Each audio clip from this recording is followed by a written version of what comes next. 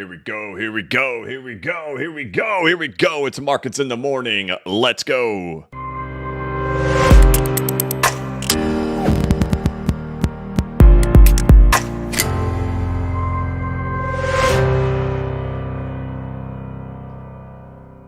Hey, what's going on, everybody? This is the Blockchain Backer, bringing you the latest cryptocurrency news and analysis. Welcome to Markets in the Morning. Today is Wednesday, my dudes, April 12th of 2023.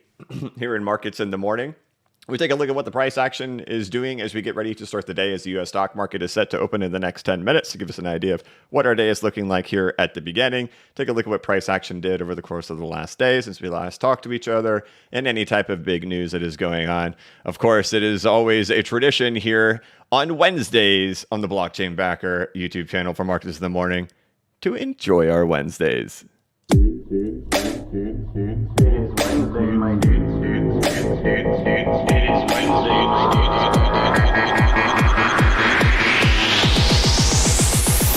It is Wednesday, my dude.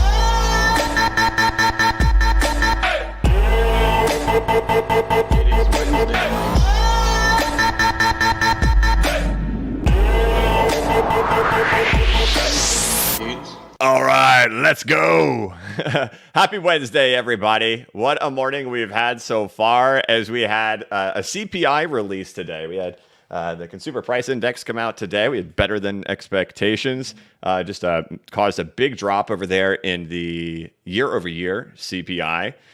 So we'll take a look at that data today, as the markets did pop right on that. I had tweeted this morning. I was like, hey, in 10 minutes, we're going to get this data. It's typically pretty volatile when that stuff comes out. Boom. I just watched those markets go right away the second that data come out. So CPI was a beat. Consumer price index was a beat. It's a measure of inflation.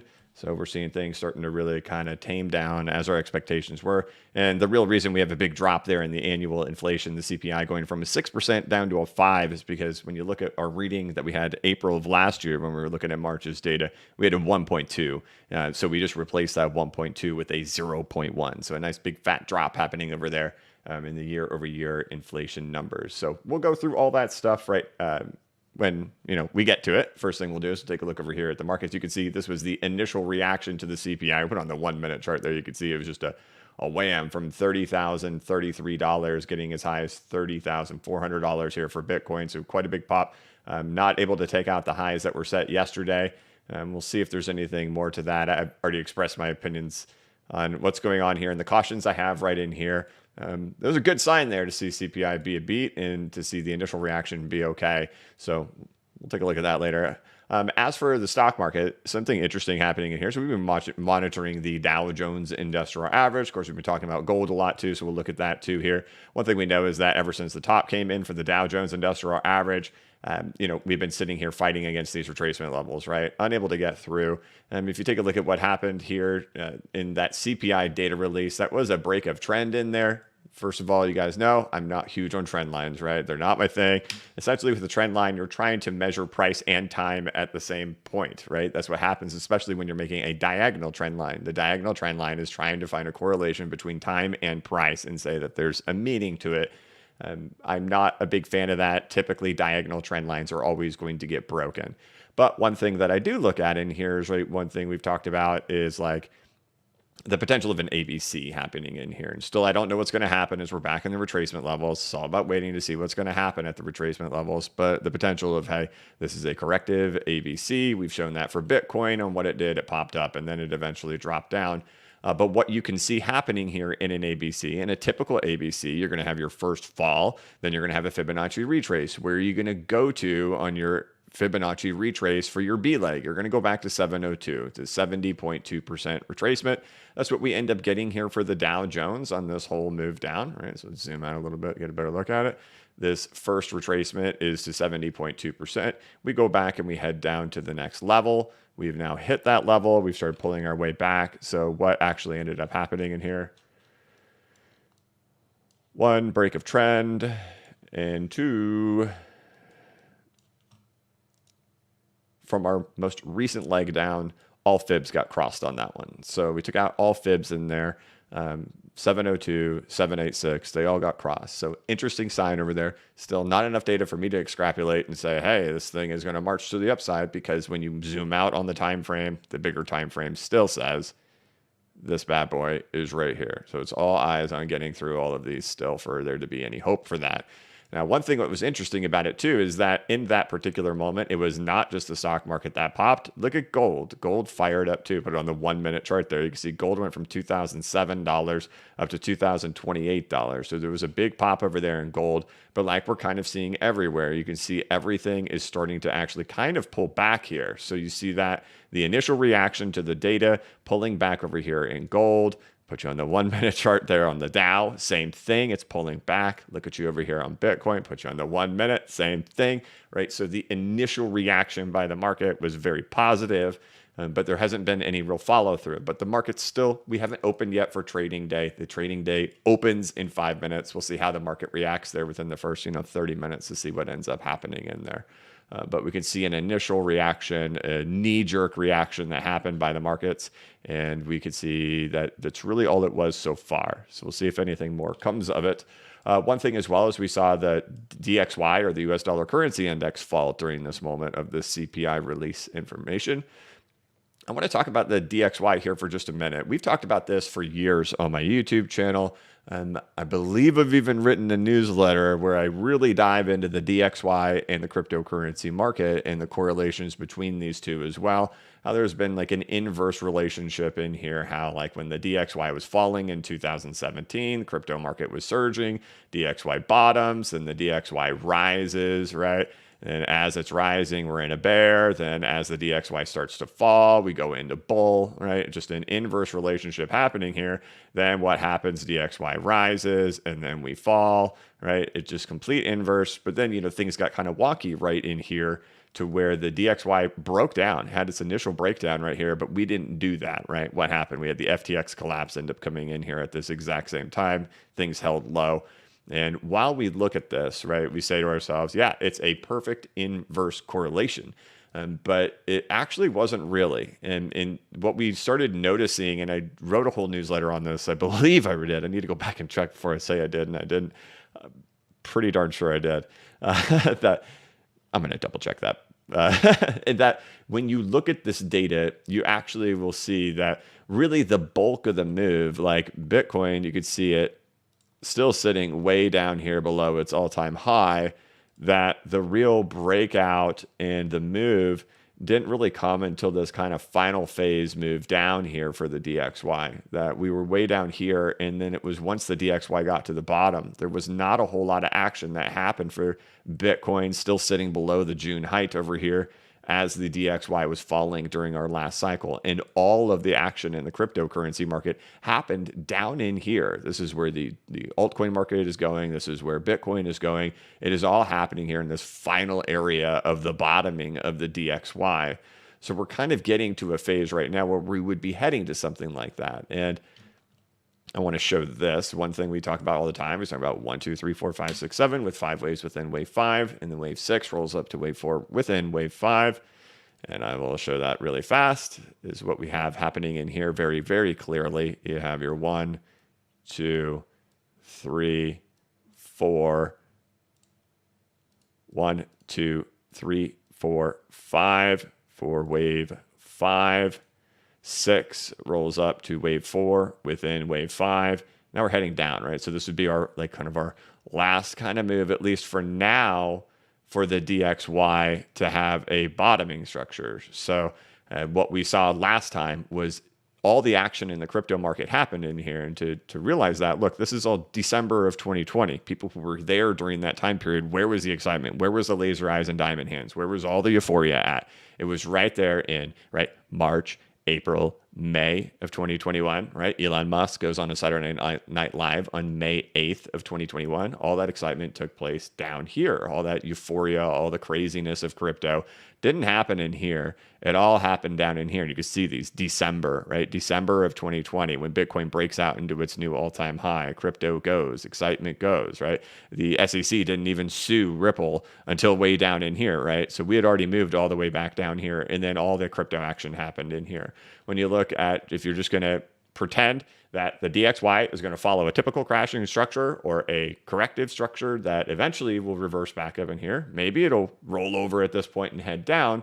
But if you say like for this particular move, there would still be the kind of bottoming structure happening in here. That is the moment where we saw all the action in the cryptocurrency market last time. It was not like in 2017 where we saw the action the whole way down. We did not see that in 2020. It was not until we got to the bottom in 2020. And we've seen a kind of a repeat of that here in the market with this entire move down, this plunge down. Remember, everybody was calling for 130 DXY reverses, right? But prices don't move. This is where we saw all the action last time. So my eyes are on this, kind of keeping an eye on that, recognizing this is kind of that phase, and that once we pulled out of here, that was the end of the move for crypto. XRP, moving over here, right? So what have we talked about? We're talking about Bitcoin, not able to really get any follow through on that move that happened right in there, but still holding up relatively well off of a good CPI release. Dow Jones, same story, kind of gets a trend line breakout and does get through all retracement levels with this move. The gold ends up popping up, not a new high, but still a pop up. DXY plunges down, right? So DXY takes a break to the downside, the US dollar currency index. Looking over here at XRP, not a whole lot of action happens here on the release of the data. Still, like my thoughts, I think we're just kind of in a range here for XRP for a little while. Let's go ahead and check out what type of liquidations potentially happened in that moment. Not a whole lot. $12 million worth of liquidations ended up happening, all short liquidations because like we saw, it was about 5 minutes of upward price action, just completely crushing people. But I'll take that every day, right? So what's the big news that happened, right? First of all, let's see what the stock market does right as it's opened. We can see that the Dow opens gap up to the upside. Looking over here, most things are in the green, yields in the red, metals in the green, dollar down, gasoline, natural gas down. Okay. Crypto mixed, still mixed, right? All right. Heading over to economic calendar. What is the information that we got on today, Wednesday, which we'll play the frog again here in a minute? Where are you? I've lost you. There you are. All right, CPI month over month. So let's take a look at that one really quick. The U.S. Consumer Price Index, CPI. So the Consumer Price Index measures the change in the price of goods and services from the perspective of the consumer.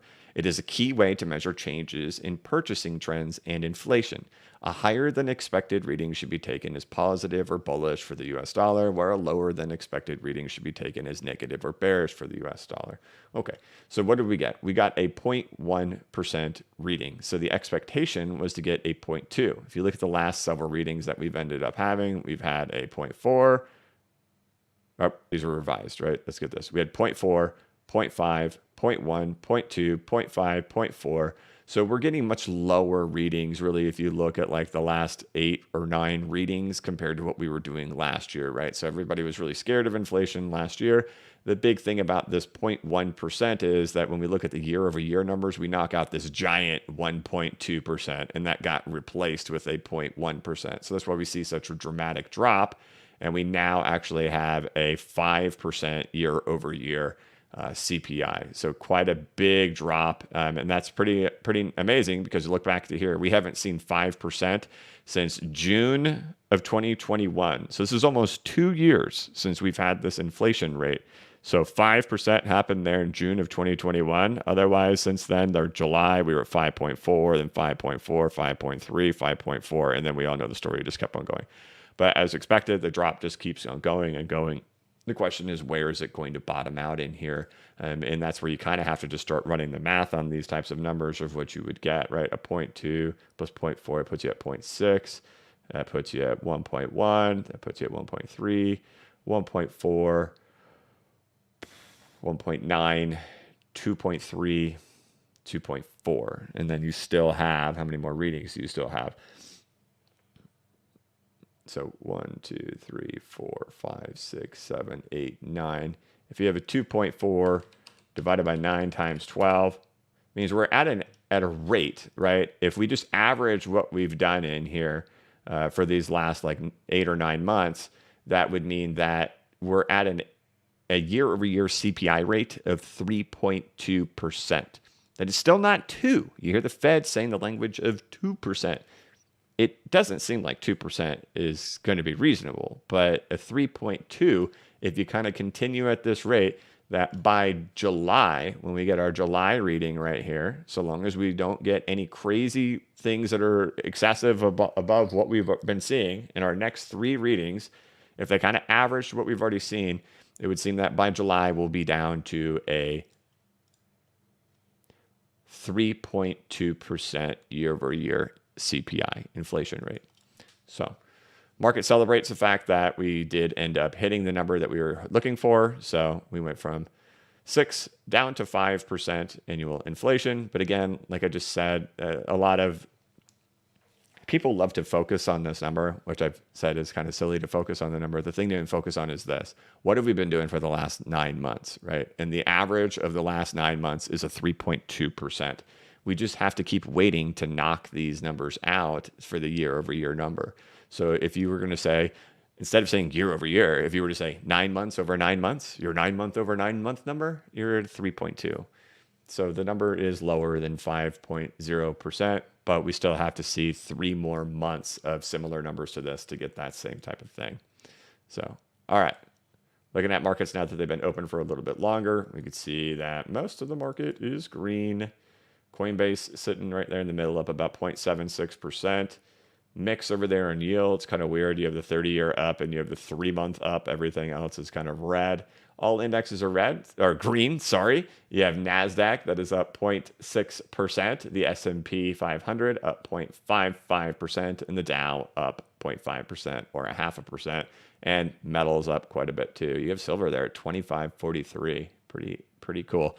So one thing I have to do too is on Wednesdays, well, this is all serious, right? We're talking about data, we're talking about markets, we're talking about money. We do like to have a lot of fun here on the Blockchain Backer channel on Wednesdays, my dudes.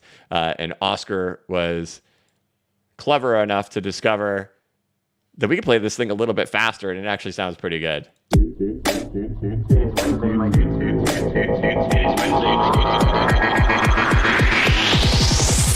It is Wednesday, my It is Wednesday. It's going to be great for the guy who watches the live stream on 1.5x as I've played that at 1.5x. I wonder what that sounds like. Here, let's just hear it in the background. Why have to wait for that guy to tell us? We'll tell it. We'll figure it out ourselves. Here we go.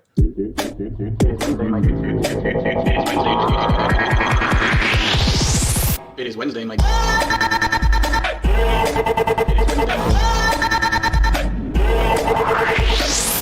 Not bad. Not bad at all. Little too fast, but not bad. All right. So there we go, guys. We've got a good start to the morning here. So this is great. You see the Dow up, like I talked about earlier. So if you're just kind of tuning in, oh well, hey, let's look at that, right? So we were looking at the E-mini Downs futures. You got trend break plus you got fib break, right? So after your first fall, your A leg, you end up going 702, and you end up going your C leg. What do we get back to? Retracements. This is a break above all retracements and trend. But when we look at Dow, when we look at the one for when markets are actually open, still a little bit short, but it is above all retracements in there. So let's see how retracements did over here too. Did we end up getting really close? Yeah, we got above them all, right at them, right at that 786. So it'll be interesting to see if we actually get a close today. Can the market actually sustain itself into the close? So we've had a couple of, let's see, have we had a couple of closes here? No. So we have not closed above these fibs on this last leg yet for the Dow. So seeing a green day for the Dow would be an optimistic sign. Be kind of the first thing you'd want to see at least. Can we at least get through all fibs? That'd be the first thing. But again, fighting against gold over here. Bitcoin, there you go. It got the initial CPI pop, but no real follow through after that. But a couple of things did flip green. So good to see a little action over here in the rest of the market. And then like we were been talking about with XRP, I think Bitcoin could go to 50K, and I don't think it'll impact this thing. I think it's still going to stay in here. until we get to our last accumulation phase here for XRP. Otherwise, is there anything else? I mean, as we look at news, right? So today's going to be the Shanghai upgrade over there for Ethereum. So I believe that, I think I saw that was at like 6:30 Eastern time this evening. That's where, a bunch of like 12 million Ethereum, I could be pulling that number out of my backside, will be unlocked from those who have been staking it for like the last 2 years. Trying to find that article. Ethereum Shanghai upgrade. Here's our guide to watch parties and blockchain tools. Various factions of the Ethereum community are planning to watch parties to witness the first ever withdrawals of staked Ether with the blockchain's Shanghai upgrade set for Wednesday at 22:27 coordinated universal time, which is 6:27 p.m. Eastern time. So if you want to go to watch parties and hang out, yeah, there's that. There'll probably be Twitter spaces going on during that time. So if you care about that, a lot of worry out there, of course, when you get that much released Ethereum that, it's going to sell off. But the market hasn't priced in that it thinks that is a reality of what will happen in that moment. So otherwise, man, great day. I think that kind of covers it all. That's where you're at. You got the markets that have initially popped off of great CPI data. So CPI now drops to 5% for the last 9 months. We've averaged 3.2%. We still have 3 more readings we've got to knock out of there. Next month's reading, when we get that, we're only going to be knocking out a 0.3%. So while this one was a great, you saw that big drop from 6% to 5% on the year-over-year numbers. I don't think we'll see that kind of drop next month. You would have to have like a really negative number on the month-over-month CPI to see that drop. So kind of I'm going into it with the expectations. Next month, regardless of whatever number we get, we could see this rise just a little bit or go flat, or if it steps down, it'll just be a minimum step down. It won't be very much.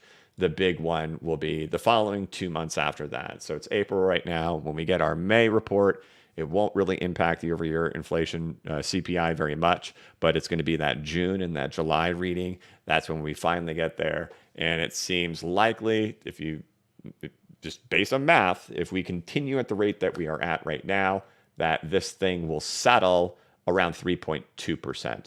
So not exactly the Fed's target of 2%, but you can see even in here for years leading up to all this, right? Here's 2.9, 2.8, 2.7. It's not too far off of these right in here. But 2%, just the math on 2% for what we've done right in here, you would have to actually get some negative CPI readings, and I don't think we will. I mean, I don't know. We just haven't. It would be unlike anything we've seen. We haven't had a single negative reading. We would have to have multiple negative readings come in of like negative 0.3% in order to hit that 2% target by July. Because then after that, then when we get to August, then we're going to be replacing this 0. So it's likely going to bounce after that, right? It'll bounce back up. So we'll likely find our floor of where CPI will bottom at when we get that July reading. And my guess is about 3.2%. So, all right. There you go. What are the markets doing now that we've been open for just a minute? The Dow is up 170 points, about 0.5%. The S&P is up 17 points, about 0.4%. And the NASDAQ is up 32 points, about 0.25%. As for leaders out there, you got Coinbase slightly down. You got nothing really up. It's a pretty flat morning, actually. So it's kind of like what we just talked about. There's an initial reaction. Oh, there goes turning over gold right now. So gold just turned over. As we mentioned right before the markets opened, that we saw an initial pop, not just in gold, but we saw this in Bitcoin as well. And then no real follow through coming through after this data. So what about you, Dow? What are you doing? You're still holding yourself still. DXY, are you pulling back up yet? You're trying. XRP still staying still. So we'll go through the chat, take a look at all that stuff, and then we'll see if anything develops here, right? So we've had our initial reaction. We've had our market opening. Now we'll give this thing 20 or 30 minutes to kind of play itself out and see what the markets have to say about it all. So, all right. For those who's turning in, There's 1,918 people. Let's see if we can get that number dropped down a little bit here. That's a little too much for my taste. I'm just kidding. People always fall off the stream when we play it, but we got to do it.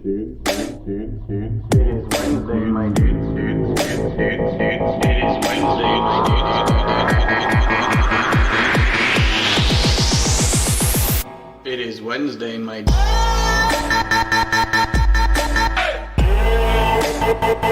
It is Wednesday,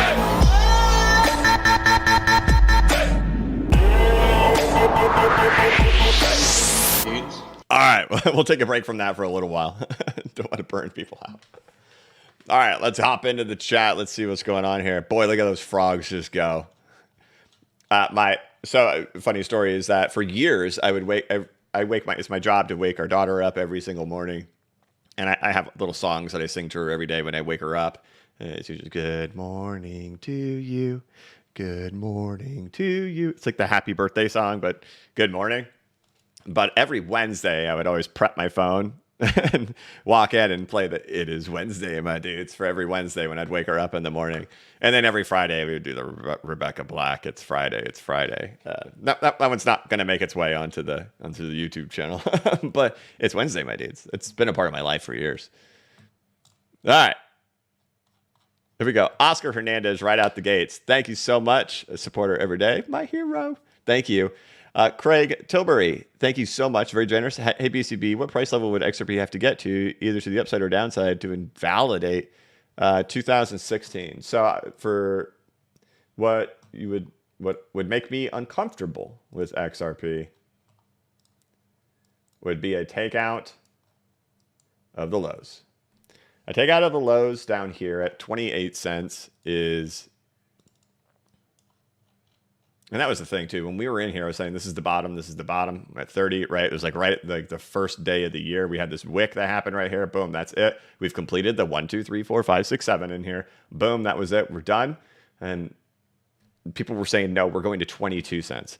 I'm thinking to myself, how could anybody think this thing is going to 22 cents, and the devastation that would happen to the chart should that actually end up occurring? Where we are sitting at right here ended up being weekly candle close support in here. We've looked at it on monthly timeframes, weekly timeframes, daily timeframes. This level has historically been massive resistance, massive support. And to end up breaking that down and saying, hey, we're going to 22, I don't know what world people are living in to think that would be okay. You know, you saw what happened last time. We spent a year and a half beneath it last time that ended up happening. So should we go take it out, right? You can clearly see wicks would still not take us below it. A wick down to 29 cents would still keep us okay. And in a Wyckoff accumulation spring phase, that is okay to get down here, but we wouldn't want to take out that low. You take out that low, things start getting really ugly and difficult to read. So that would be my invalidation on the downside. To the upside, it would be if we actually had a breakout and got above 91 cents, right? So for me to stop worrying that this thing is going to spring phase in here, I would have to see prices actually get up here. I'd have to see that level get taken out first before I would start thinking we're not going to spring.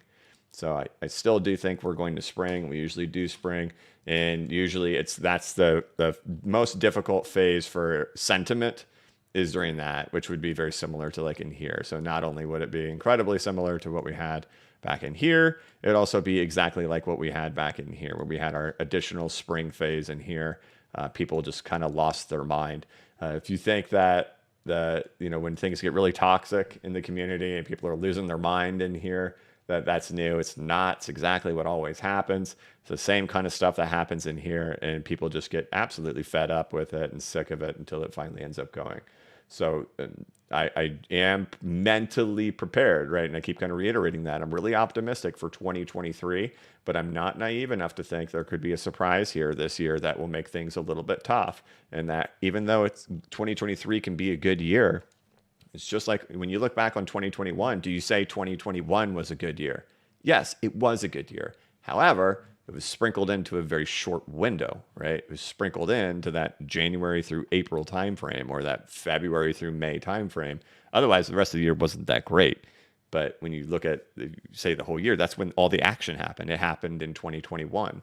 And I suspect that is something similar that we're going to see in 2023, but that it's going to be later this year. And that I think 2023 is going to be a great year, but there will be a rough patch we all have to go through before we end up getting there. It's my speculation. It's my best guess.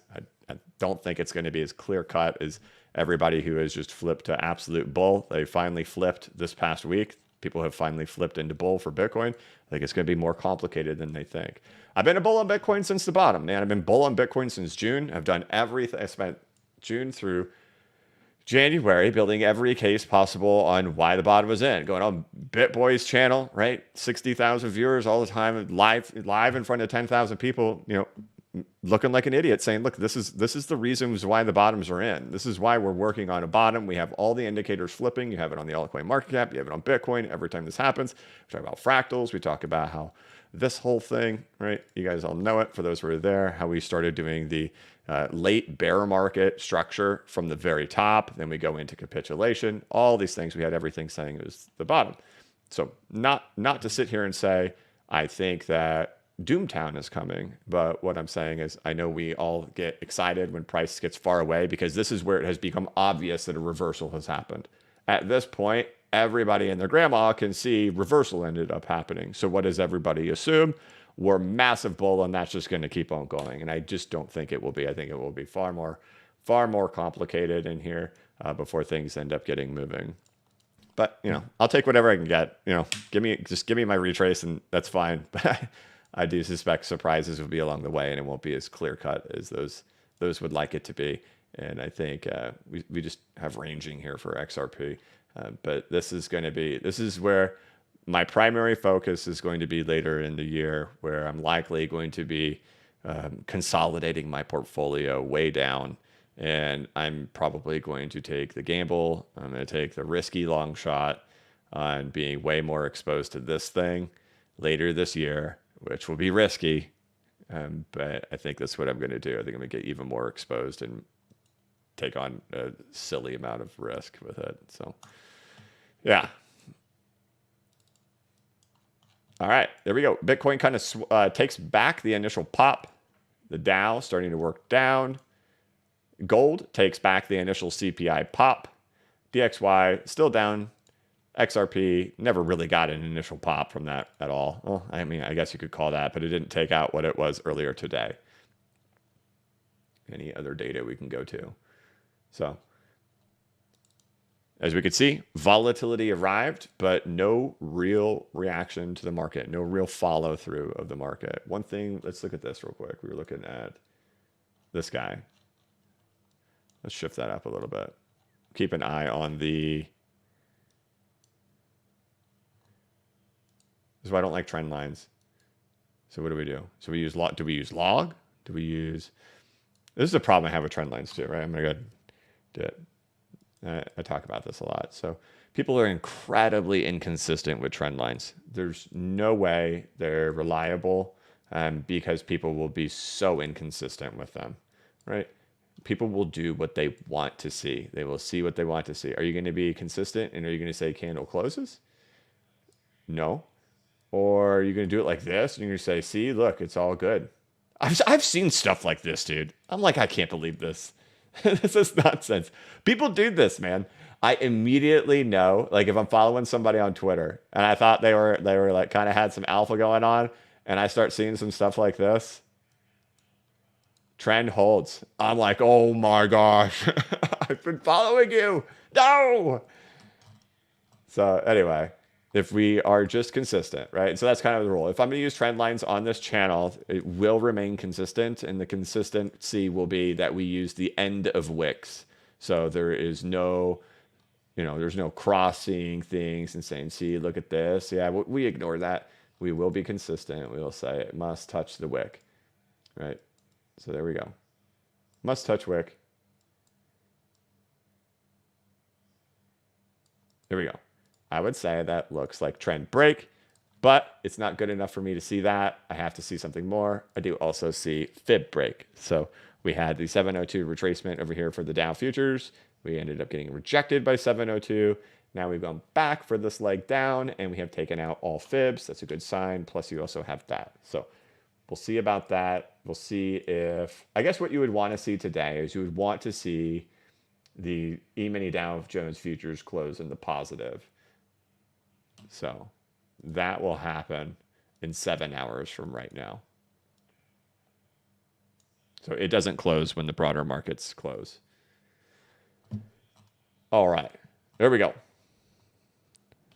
There we go. Craig, I ended up going on a random tangent, not tangent, but random discussion after your question. Thank you. Grumpy Old Men. Hey, BCB, could we be doing what Bitcoin did in June of 2019, where it did a retrace-like move where it almost hit 702, but alts did absolutely nothing? Thanks. Right. If we were, right, so if I thought that's what we were doing, I would not even be talking about altcoins right now. Historically, it's proven, right? It's proven right in here that as Bitcoin works its way back to all-time high, altcoins are the worst place to be. Not necessarily the worst place to be, just that Bitcoin is going to rise maybe 100% more than the altcoins are. Then eventually the altcoins are going to massively outperform Bitcoin. That's just how it works. If this was the case, if we were heading back right in here, if we were repeating this whole thing right in here, yeah, altcoins would be horrible in this type of environment. We've seen it before. The history proves it, that it's either all-time high or a retrace after a top has come in. So why would I even consider that altcoins could end up having anything like XRP this year if I think all Bitcoin is doing is going into a retracement? And that's because my thought is that, no, it's not like this. This is a final exit of liquidity into the market, and that this retrace will not, I think that's going to be a big mistake that happens. I think there's going to be a lot of people that are going to be looking for this thing to happen right in here and then say, see, we're doing it again, but it actually breaks down. Because this is not the same. This is a wave 4. So this is a wave 4 consolidation. This is wave 5. So wave 4 consolidates to lead to a 4.236 extension. You don't build wave 4 consolidations like this right here, right? So let's go look at Ethereum.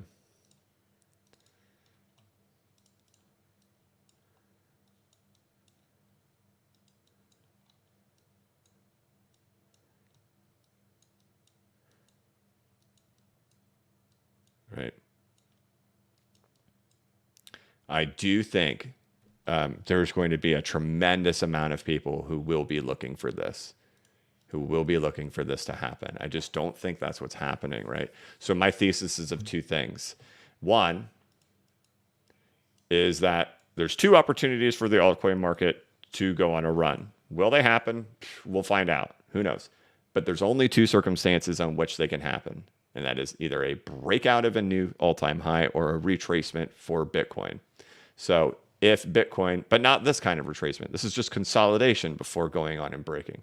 So if we go into retracement here before we roll over, this is the best shot for the altcoin market. If nothing happens in the altcoin market as Bitcoin gets back up into here, I will concede that there's a statistical probability that Bitcoin could set a new all-time high. However, we're not close to there. I know log scale really draws it on there to make it look like we're getting awfully close. You can see we still have quite a ways to go, and I think it's going to be more tricky than people think. So I wouldn't be surprised for more pulling back in here to happen.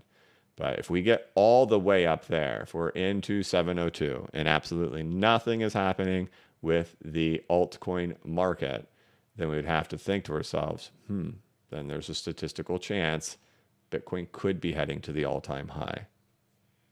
This is not a exit of the market, exit of liquidity, because what we should see happening in here as we get in here is that while price is rising and you have the late entries, right? You have the late retail FOMO jumping in here, smart money will be moving out and smart money will be doing rotating in here. If the market keeps continuing up and we get here and smart money is not distributing onto retail investors who then become euphoric, then there's the chance we actually get to here, and then the altcoins don't do anything until that particular moment. These are the only two circumstances throughout all of history that the altcoins can win. It's either going to be into the distribution phase of Bitcoin, and here smart money rotates its way out, or it's going to be after the break of the all-time high. But I do not, and I feel 100% confident, 100% confident we are not doing this. 100. It's either one of two things. It's either we're doing something like this or something like that. Not that. I can just like absolutely put my name on it. And whenever I see anybody on Twitter who's posting that we're going to be doing this, I just immediately know they don't know what they're doing. Immediately. This is not this. And like this even matches wave 4 right in here, right? Here's your wave 4 crash, retrace, reaccumulation, right? That's just what happens in wave 4. So what are similarities that we've done in here? This is just like the last time, right? We've pulled back just like that last time. So definitely, out of all things I could say that I feel confident on, absolutely not that one.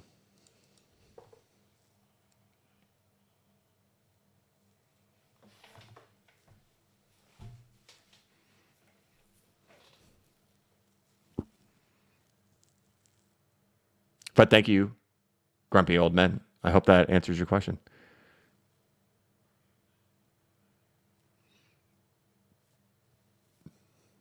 All right, the DP. Happy Frog Day, my dudes. If Bitcoin drops, do you expect alts to move up? No, not in a drop. Usually that's not what happens. If so, how long do you think Bitcoin would go before the alts move? That's kind of a when moon question. That's a fancy when moon, a timing when moon question.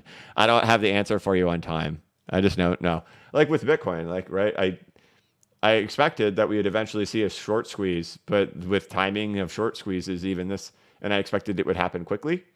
But even here, just saying, like, it can go on for weeks, and go on for days, and go for forever. And then when it eventually happens, it just squeezes its way out, which is what we saw, right? So it eventually just showed up and eventually just popped it out and took away almost $200 million in shorts and liquidations.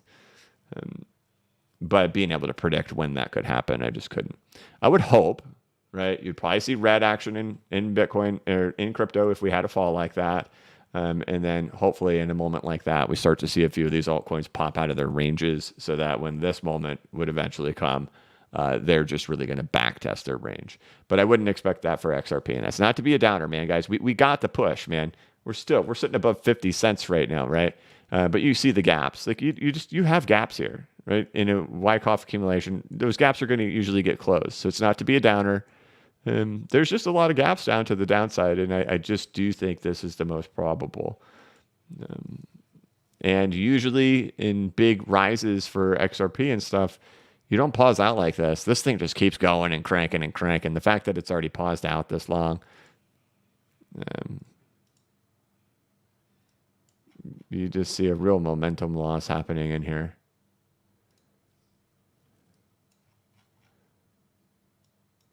You see it.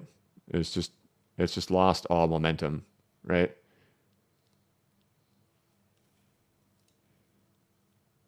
So you can see it, right? So here's the whole rise, right? So here you are, late March. Here's the break. Here's the go, right? Stochastic just falls off a cliff. RSI falling off a cliff. The MACD has already crossed, heading down on the daily time frame. So just got to be real with it, right?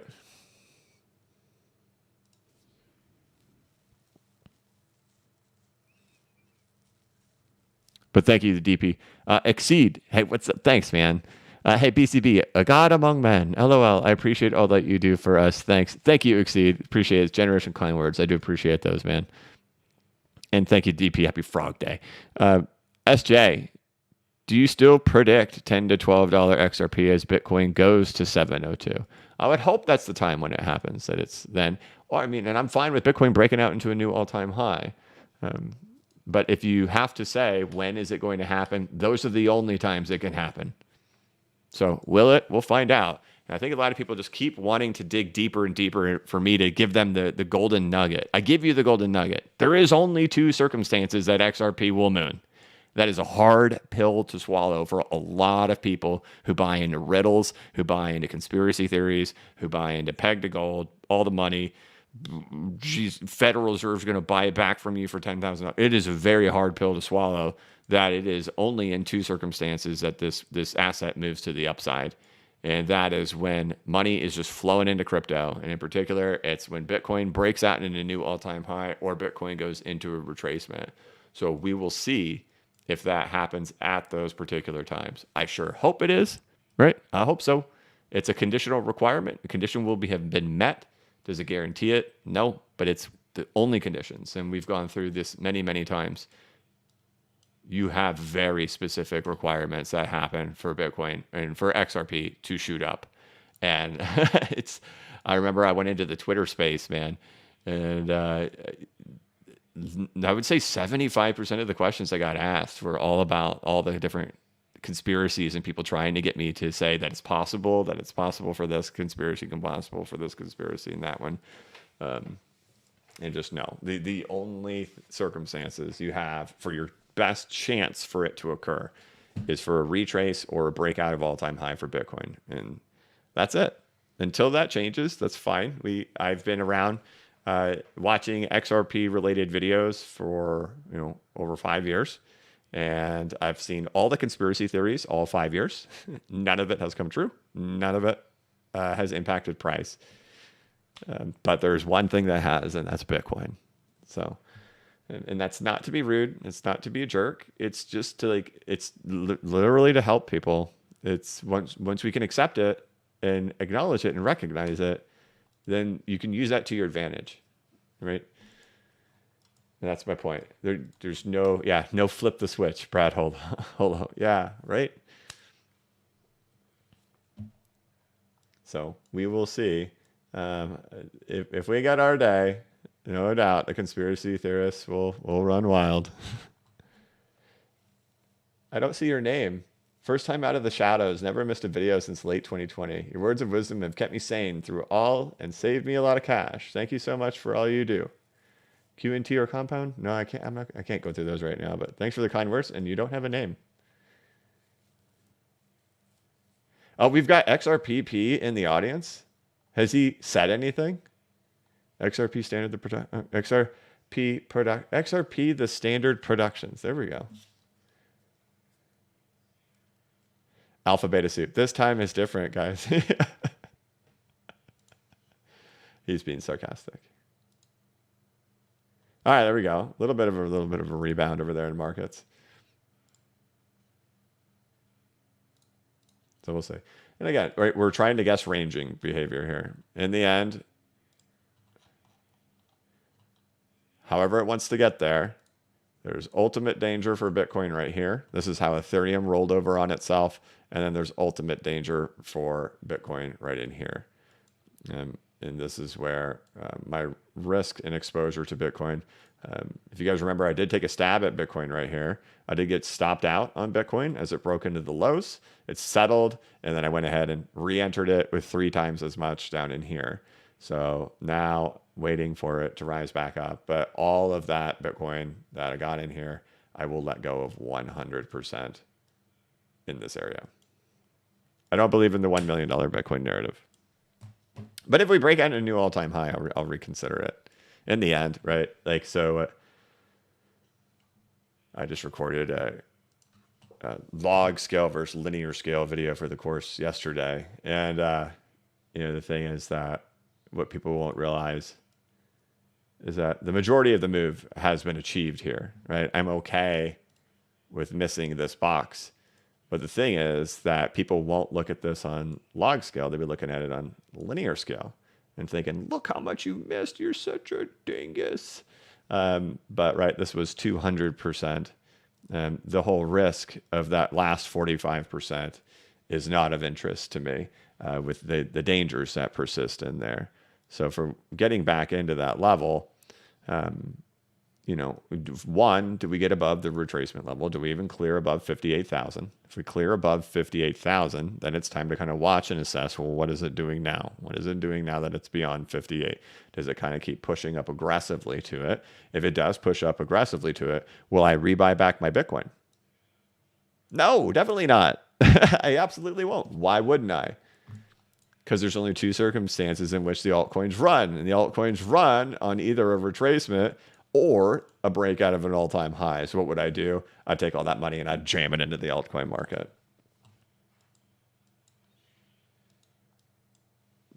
But, latecomers will look at this and say, they use a visual stimulation to look at it and say, look how much more there is really to go, right? But it's not until you use log scale, which is really giving you more of a percentage view, to see that the majority of this run back to retracements has actually already occurred. This is about 93, 95% right in here. This is only about 72. So there's actually about 72% remaining to go. So anybody who has waited to the last second and has said this is the greatest bull trap of all time, if they have to wait until it gets to $39,000 to say, hey, you know what, I'm wrong, it's bullish. Well, look how much will be remaining at that point before the ultimate danger ends up coming in. So these are just the kind of things that I try to teach on my channel and just show in live time when we're going through all of it, when it's hard.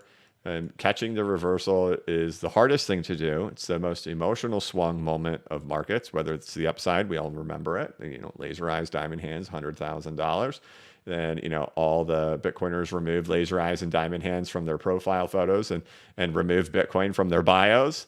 And then now they're starting to turn back in like, hey, wait a minute, I never left. I'm always here. I've always been here. And we just kind of wait. And the emotional swings always happen. And that's just part of the game. And it's the hardest part is to fight against it. And it's a different element having a YouTube channel too, and having to fight against it live in the moment. And you have thousands of people telling you you're wrong at all times. And then we get through it. And what I always hope, and I never really know if people end up doing it, is the emotional log.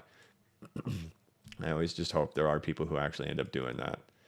And it's one of the most epiphany moments, the eye-opening moments that you have to lean back on and realize you dig your teeth into what feels wrong, whether it's at the top or at the bottom, and you end up learning from that. And even if you didn't, even if you kind of screwed up, and you get to look back on that and reflect on what those feelings were at these particular times, at all these times, and then you could say, you know what? I know exactly how I feel. I remember how I felt like that. I felt like that back over here. Let me see what I was saying back then. Oh my gosh, it's the same thing.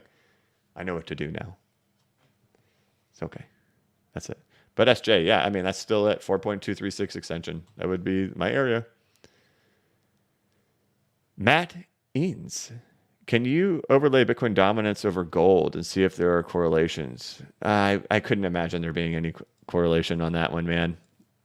I wouldn't even know how to extrapolate. They're just two totally different things.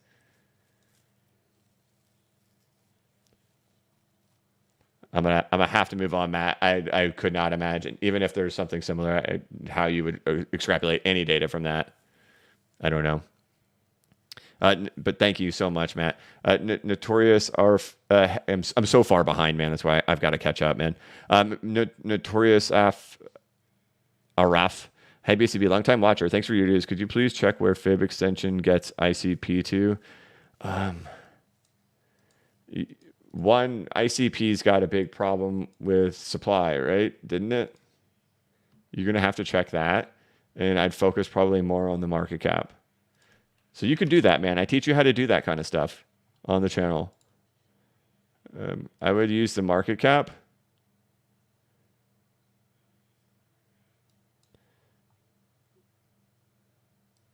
Rather than using the price chart, because I don't know what ICP's supply was. Sorry, I'm doing this on another screen, so I don't want to pull it all up and their supply stuff. So ICP has about an annual inflation rate of about 37%, whereas the previous year in 2021, 2022 had an 88% annual inflation rate. So I would not trust the price chart on that. I would absolutely focus on the market cap chart. So, if you just use the top from back in September of 2021 of ICP, that gets you to about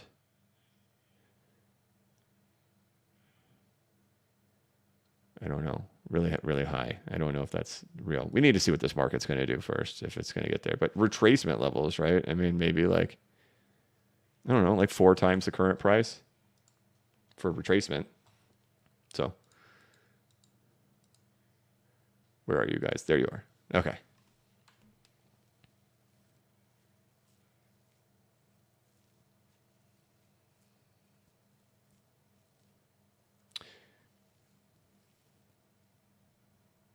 I'm so far behind. Hold on, guys.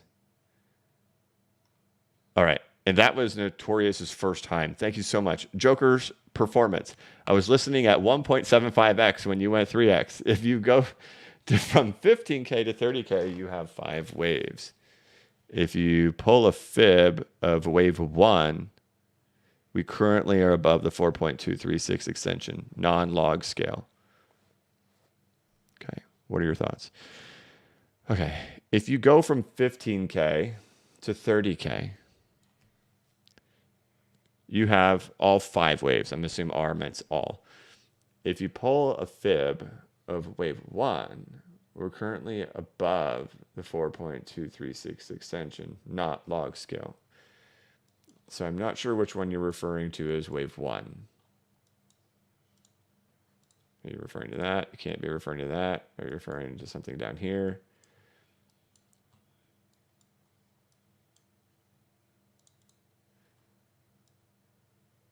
If you go from 15K to 30K, you are 5 waves. So maybe you're talking about this, which is what we talked about yesterday, right? That you have 1, 2, 3, 4, 5. If you put a fib of wave 1, okay, wait, are you talking about this? We're currently above the 4 point. No. I can't use fibs like that. We're kind of just picking a kind of a random spot to put a fib on right in here. But hey, what's interesting is you can see that wave 3 was a 4.236 extension of wave 1. How about that? How about that? Or no, of wave 2, right? Wave 2. Wave 3 was a 4.236 extension of wave 2. And then we have had 5 waves already emerge in here. Now, it's just the question is how high is that going to go in there? My speculation is we're pretty close. Okay. I don't know. I hope that answered, Jokers. Thanks, man. David Darvishian, longtime listener, longtime supporter. Good morning, brother. Can you comment on laddering out when you sell? How much do you sell at each price? That's a personal preference, man, on how sketchy people are feeling. You got to make your own call on something like that. For me, that's kind of just gut. How am I feeling? How's the chart looking at the time? What am I thinking at the exact moment? That's where I do kind of rely on my instinct. But by the time we get to that target, as you guys know, I run on a 65-35 rule, 65% gone by the time we get there. And that's to each person, man. Like, let's just use XRP, for example. Let's say it is going to run to $10. Like, we know it for certainty. We say it is, which we don't. But we say it is for certainty. There may be people who sell 10% at $2, 10% at $3, 10% at $4, 10% at $5, working your way all the way up. I don't think there's anything wrong with that. And like, I think we saw a lot in 2021 that even adds to more thoughts of like, hey, that might not be a terrible idea, because we saw a lot of stuff not get to 4.236 extensions. We saw stuff not get beyond retracement levels. We saw stuff barely poke above all-time highs, like Monero and Litecoin and Stellar Lumens. And then other stuff we saw go all the way to 4.236 extensions. So I don't think there's anything wrong. We're just kind of picking what you're comfortable with. But for me in particular, at particular levels, it's out. There's no way I'm chasing anything above a 4.236 extension without taking at least 65% out. And that includes XRP. There's no way I will not have sold 65% by $12. I will have sold 65% by $12. But blockchain backer, what about peg to gold? Nope, doesn't matter, man. Blockchain backer, the Federal Reserve, like 4 million ounces that they are going to be partnering with Ripple and utilizing XRP only. Bitcoin has been banned. Every crypto has been banned. It's only XRP. Nope, 65% before $12. No matter what. So, Gator throwing down the goat. Alpha Pay to Soup active in the chat, man. That is TXMC Trades over there on Twitter. Okay. Thank you, David. I hope I answered, man. Not Oscar Hernandez. The original not Oscar Hernandez. I don't believe I've caught up yet to Oscar Hernandez or Oscar Hernandez first grade teacher or his cousin yet, but we might get there. It was not Oscar Hernandez who gave you the 1.5x frog. It was not Oscar Hernandez who... Oh my gosh, I've been giving credit to the wrong guy. Oscar, you've just been willingly accepting credit over here. We have to give, and then, well, I have to play it specifically for you then, not Oscar Hernandez. I apologize for the mistake. This one, sir, is for you.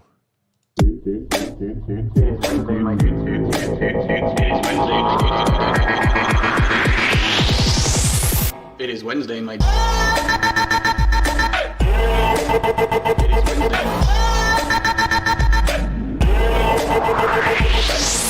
There we go. All right, back at it. Sorry, not Oscar Hernandez. Oscar, how could you? Just saying. Yeah, I came up with that. All right, Gator. But as we all know, it was not Oscar Hernandez who came up with it. It was actually not Oscar Hernandez. All right.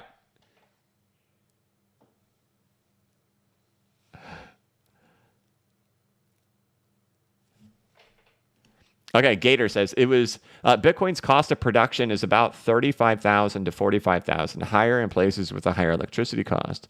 Bullish, in my opinion, as miners are less willing to sell at 20K and 69K tops. The miners were in profit.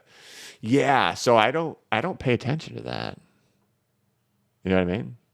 Like, that doesn't mean anything to me. How could you, blockchain backer? They could just go out of business. It doesn't matter. They can fail. You know, it's just business. So, you know, in the end, what it ended up being is it's still just measurements, right? It was incredible measurements that ended up working here.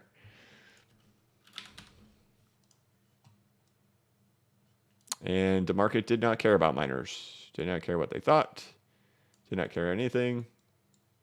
For Bitcoin, hitting a 4.236, and for Ethereum, unrelated to the miners, same thing.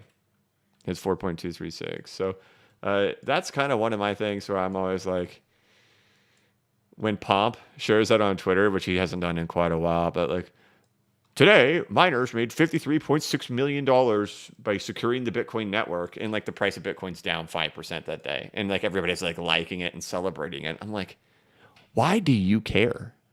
Not you in particular. I'm not giving you a problem, Gator, because your argument is that the price has to be higher because the cost of production is higher. But why were people liking the fact that miners made $56 million today securing the network? That's cool, but you didn't. You got wrecked. Why are you caring about the miners making money? But yeah. So anyway, that's the same thing with. I actually think miners will just go out of business, and I don't think the miners really impact the price too much in regards to their selling. And their selling pressure has just gotten weaker and weaker and weaker over the years, right? What is the current Bitcoin inflation rate right now? 1.75, 1.875. I feel dumb. Something around that. You know, they just don't have as much sell pressure as they once did. But I also think they can just go ahead and go out of business, right?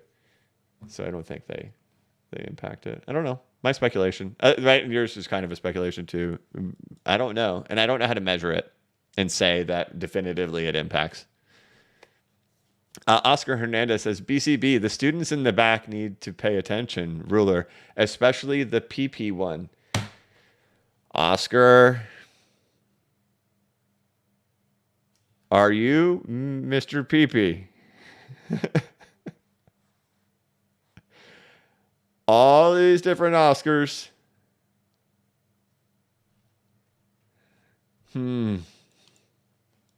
Okay. Thank you. Eric, is it him? Is it him? Because where is he? You know what I'm talking about. Where is he? He's never in the chat. Ever. There's like 48 satires. It's not him. Okay. Yes. Hip flask. That's the question. No, I'm not hungry. I'm in a good mood. But I haven't eaten today.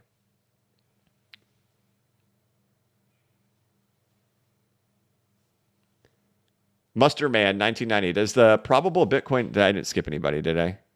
No. Does the probable Bitcoin dominance breakout favor any of your Bitcoin theories regarding all-time high or retrace?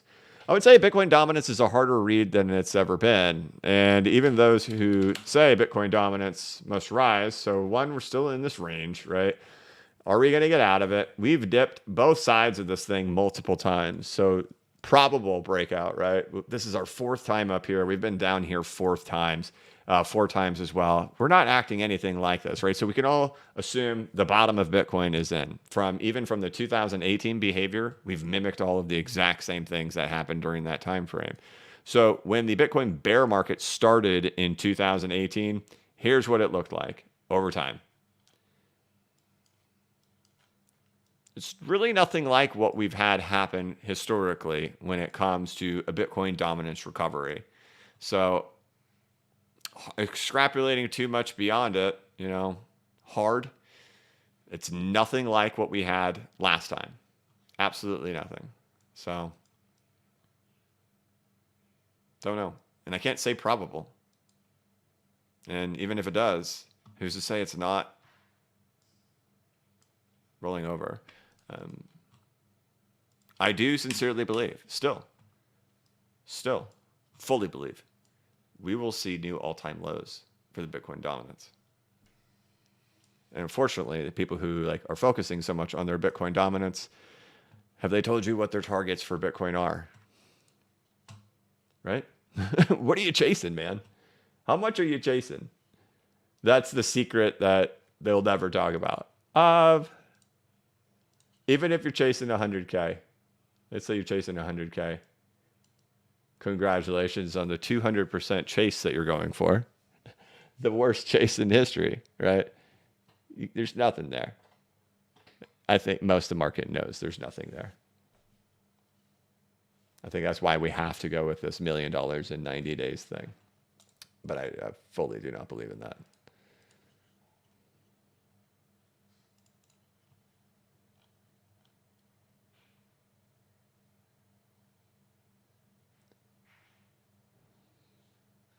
Shrimp says, you said you used to mine Ethereum. Did you ever do your own setup, a Cardano stake pool? I'm not saying that a lot of YouTubers have one. I was going to set up a Cardano stake pool just because I stake Cardano, and I was kind of like, hey, man, I could probably just do this myself, and maybe people will jump in with it. I guess it's profitable to be a Cardano stake pool operator. But I did a lot of reading on it and stuff. It was a little over my head on doing it, and that I was going to need help, and then I knew I needed to kind of keep stuff running and make sure it doesn't go down, or else a lot of people are depending on me to make sure that they get their rewards and stuff. And I was kind of like, you know what, I don't really want that responsibility. I don't really want to go through all that. Just keep it staked. So no, I never did end up setting up a Cardano stake pool. As for Ethereum, no, I actually never did mine Ethereum, but my story of how I got into crypto has to do with mining. When my brother-in-law told me he was mining, and then I got really close. At one point, I did have 6 graphics cards delivered to my house from Newegg. I was ready to do it. I was going to do it. But I just ran the math over and over and over again and said to myself, I'm just better off spending this money buying Ethereum. If I take all this money, this thousands of dollars I'm going to put into mining, if I just took that money and bought Ethereum instead, because this equipment's going to get outdated and the amount that I'm going to produce every month is going to shrink and shrink and shrink. It's going to take a year for me to recoup my costs. And by the time we get there, will I have just been better off buying the Ethereum and having the Ethereum now? And so I actually decided against mining Ethereum. But my whole story of me really diving into crypto was when my brother-in-law told me he was mining. And I said, that's it. That's enough. I was in mastermind groups because multi-million-dollar mastermind group stuff for other businesses that I had. And they had been talking about Bitcoin. I shrugged it off like most people do. Everybody has that story. I shrugged it off for a long time. I wish I hadn't shrugged it off as long as I did. But then the moment finally when my brother-in-law said he was mining Ethereum, I said, wait, that's it. That's enough. I was at my mother-in-law's and my father-in-law's house, and I happened to have my laptop with me. I said, let's go upstairs. I'm buying some crypto. And that day I bought like $1,000 in Bitcoin and Litecoin. I think the first one I bought was Litecoin, and then I bought some Bitcoin.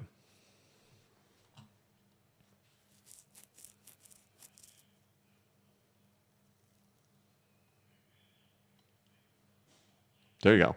That wasn't super sad. That was just in the chat.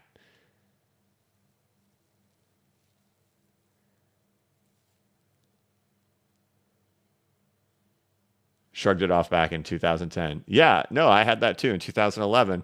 Like, because you know who it is. Like, who were the people who were telling you about it?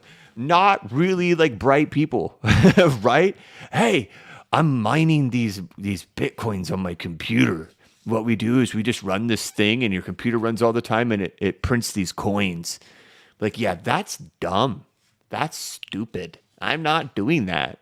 Like, you're an underperformer at this business. I'm not going to do that.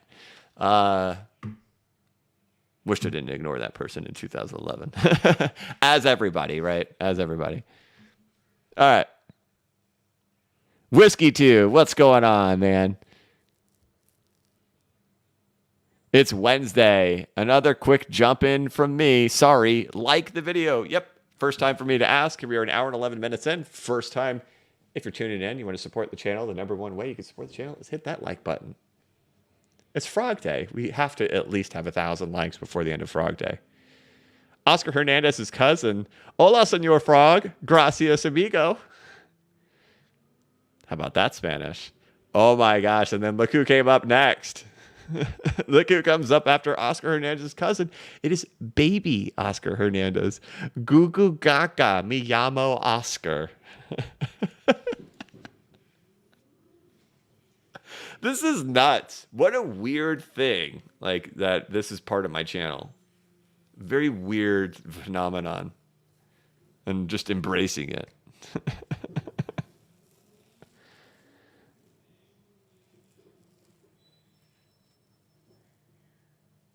Correct. Dean in it yourself. If someone had explained it logically back in 2010, I would have invested. But you are right. Most people explaining it back then couldn't explain it properly.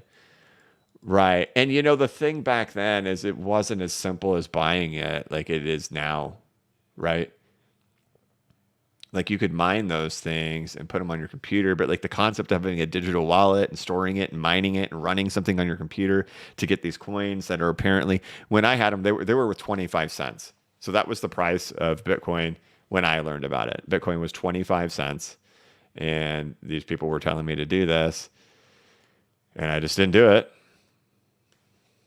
And there you go. So that's when I first learned of Bitcoin at a quarter.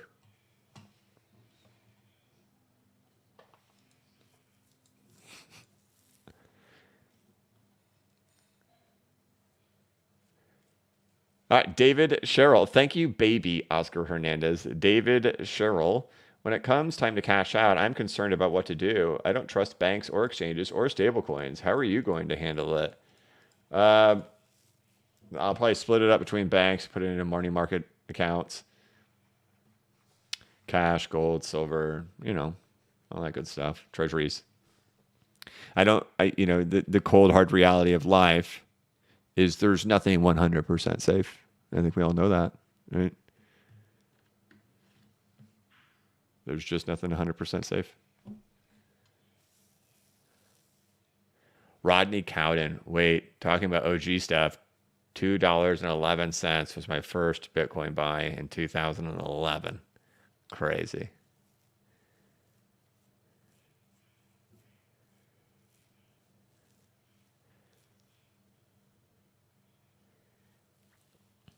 Yeah, it's going to have to be a personal choice. I mean, your safest place is supposed to be your bank, right? Money market funds and treasuries. Treasuries are supposed to be the safest place there is. So you kind of just have to go with that. You know, the other places, of course, self-custody and cash. But how risky is it to hold banknotes in yourself? What if they catch on fire? What if somebody breaks in and steals them? It's the risk you take, right? So the only logical thing I can think of is to diversify the cash in all those different places. So food for thought. Thank you, David. Emmanuel, thank you so much. I don't understand how you could get out around 40 and change your mind if it keeps going up. Aren't you out by then? Or could you figure this out before you unload? No, it's very simple. Retracements. Get into retracements. This is always the danger zone. This is where things can turn really, really ugly in markets. If we get through all of them, then we say to ourselves, okay, we did not get rejected by the super danger zone. If we don't get rejected by the super danger zone, what are we doing? Then it's time to assess from there. But say you get to the super danger zone, wham, now what are you going to do? Yeah, multiple dinguses are called dingai jacks. I'll get to that in a minute. Sorry, it popped up on my screen.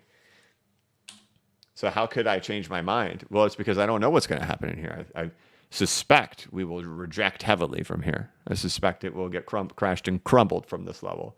But should it get all the way through, then I will be less worried about this level than I once was, and we'll need to assess what are we really doing in here. Also, I don't really care. A lot of people really panic when Bitcoin's up 30% and altcoins are flat. I'm feeling so much pain. This is a market where stuff pumps 5,000%, 10,000%, 2,000%. Those little numbers don't matter to me. Missing this for Bitcoin, when I see a very real possibility that that's in the cards, like a 95% drop, I'm okay to miss all of that going on in there and not play in that playground. To wait till a clearer picture starts to emerge. So you say, I don't understand how you could get out around 40 and then change your mind if it keeps going up. Well, that's because this is the danger zone. It could reject it anywhere in these retracement levels. It could get totally pummeled and crushed and crumbled. But if it gets all the way through them, then I don't have to be so worried about those levels. But I'm going to be massively worried and concerned in here. So those people who are like, biggest bull trap in history, if they're waiting to finally say, okay, well, obviously it's bullish, and like retail, I mean, they can see that, right? Their eyes, they just use their eyes when they look at charts. They're not using measurements and worrying about retracements and rally. Like, to them, all they see is that. We've reversed. And then they're not preparing for the next one. We've reversed. So right now they're starting to be able to see reversal. They'll really see reversal if we get higher once we get to like 40K. However this ends up playing out to eventually get right there.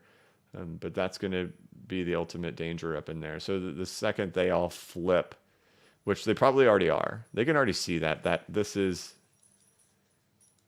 they're starting, right? We're not looking like we once were, where this was just down. There's been a ricochet. But they're not going to be paying attention to that. I already know it. Because they've proved it here at 30K. They're not going to be paying attention to it. The herd, right? The general herd. We watched all the behavior happen there the other day on Twitter. Just the absolute excitement. And it's not just the absolute excitement. There's this one particular element that if I start issuing any kind of warnings after it rises and I start getting personally insulted, that's a really, really good sign. that what I'm saying is correct. So people get mad because what have they done? They were mad at the bottom. They wanted it to go lower. What did they do? They FOMO bought after it's already risen. Now, if it actually falls, it means pain for them. They don't want that. They're going to seek confirmation bias. So fly by whim content out there that is always bearish at the bottoms, always bullish at the tops. That's going to be the people that draws the biggest crowd. And so what happens with the biggest crowd, people new coming into the space feel like, hey, this person wouldn't have this many followers if they didn't know what they were doing. But the reality is it's just good content for whatever's happening in the particular moment. Don't fight the Fed. Don't fight the Fed. We're going to crash and crumble. It's game over. This is Doomtown. We're done. Sorry, every single 75 basis point, which started a hike right there. Look at that. If you bought anywhere in this time frame, you're doing completely fine. Still, the Fed hasn't stopped hiking. It's still hiking, right? I don't know where I'm going with this. Ranting. Your question is, why would I sell at 40? And I don't understand how you could get out around 40 and then change your mind if it keeps going up. Aren't you out by then? Yeah, it doesn't matter if I'm out. It doesn't mean I can't get back into the market with that money. But I will sell my Bitcoin for sure in here. Absolutely in here. And then wait for the market to prove that it's going to do something else. I will have already caught 200%. I will let it play its own little 36% game in here and do whatever it needs to do. And I will miss it entirely. Not a problem. Preserve my capital here. Wait for the market to prove something. If it decides it wants to get through all of these, then I will say to myself, that is an interesting thing. I would have thought it would have rejected there. It didn't reject there. Now it's time for me to start thinking, what else could we possibly be doing?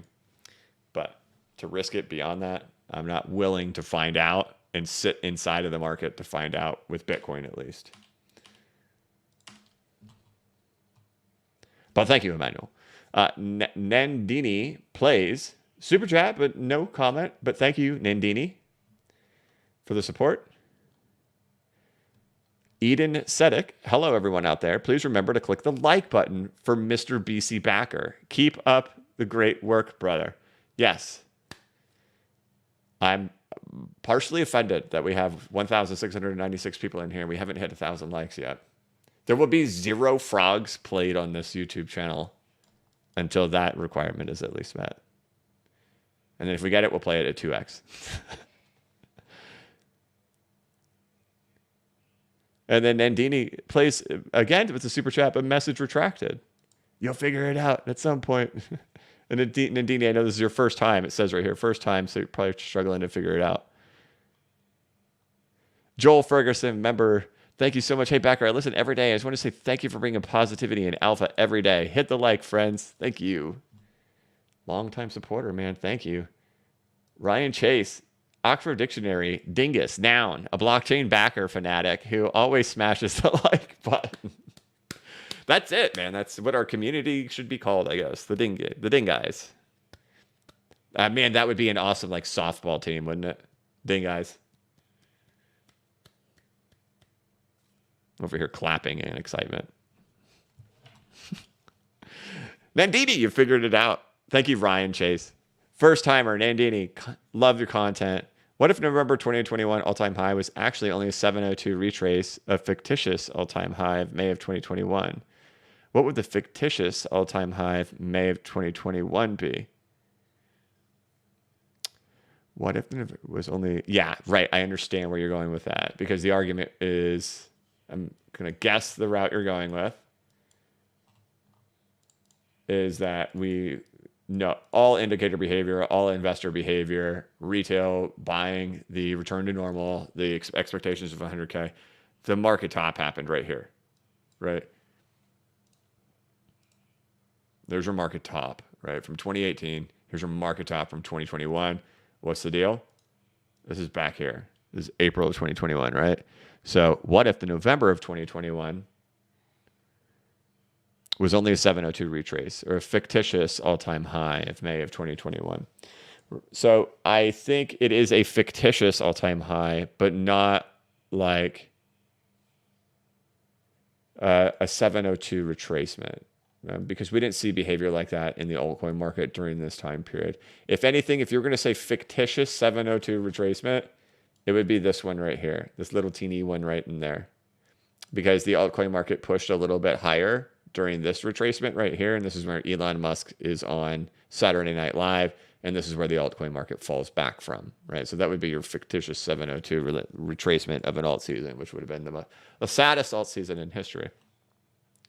But what would the fictitious all-time high for May of 2021 be? I hope I'm following you. I'm not really sure how to answer what would a fictitious all-time high be for May of 2021. But if you were to say, here's what it should have been, right? This is likely what you should have been.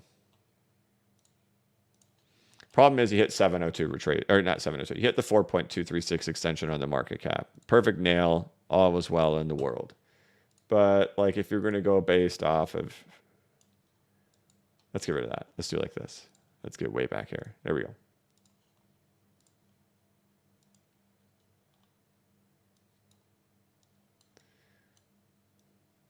Here we go.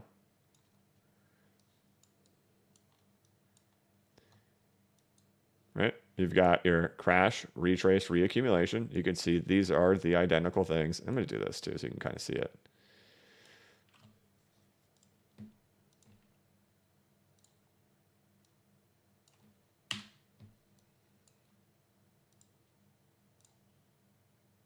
I got to move it properly. Hold on, sorry. Okay, there we go. These are just lines for me to be able to see it. There we go. Come over here.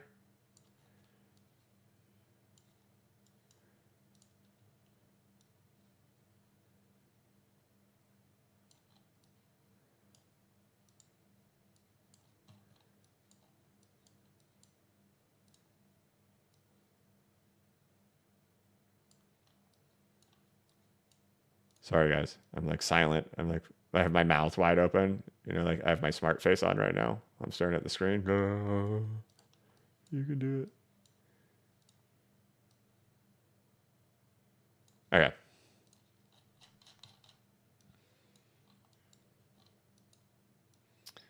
Now you can kind of see your crash, retrace, reaccumulation phase that took place back in 2013, right? So I put these lines here to make sure I wouldn't accidentally modify that beyond what it was. But you can see these right in here, right? And so then you have the same thing happens in here, right? What do? You have your initial fall, retrace, and then fall, right? So in A, B, C that emerges in here, right? So what do we have?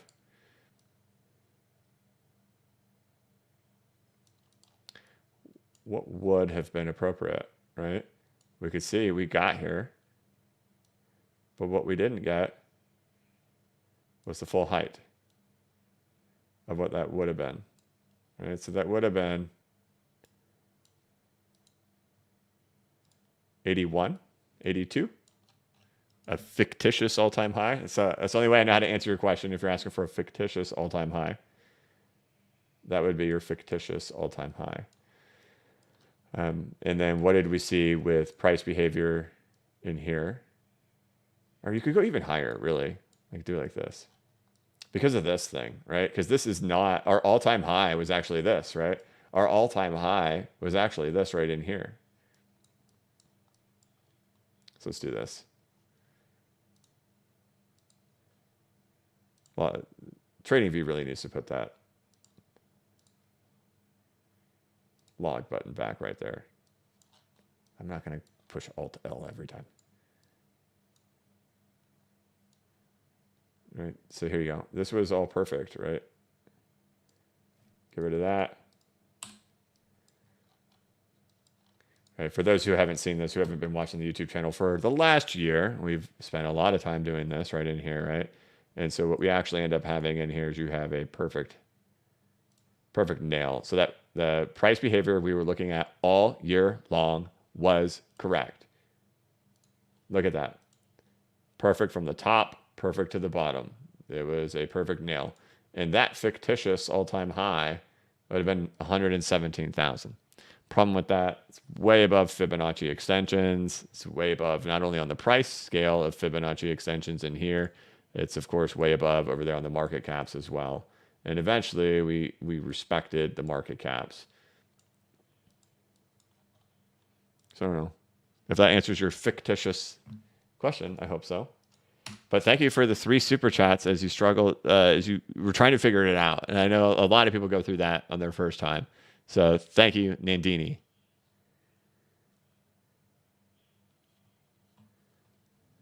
Right. And so if this is the case, right, like expectations, let's keep it real here. If this is what's going on, right, if we are starting a new 4-year cycle for Bitcoin, the altcoin market will not do anything during this. The altcoin market will not do anything till all-time highs get hit, if that is what is going on. And to be frank with you, I'll take this all day. I'm not exactly thrilled of the idea of a Great Depression, of the stock market crashing, of Bitcoin crashing to $2,000 and us taking 8 years. I will take that all being wrong for this. I will swap it for that any day of the week, and I will swap it for the altcoin market not doing anything until we get to new all-time highs. If it means we get to keep the party going for crypto, I'm all about it. But if this is the case, right, which we watched all of this play out here, if this is the case, the altcoin market will not do anything until new all-time highs for Bitcoin. And that's a fact, Jack, just based on history. All right, but thank you, Nandini. Oscar gifted a membership. Thank you, Oscar. Support the channel in all kinds of ways. Thanks, man. Jax, yesterday we learned that multiple dinguses are called dingai. Thanks for letting us be part of your dingai gang. Was proud to be a dingus selling ETH and Bitcoin with you and look forward to next time. Well, thank you, Jax. This is just very kind. Very nice.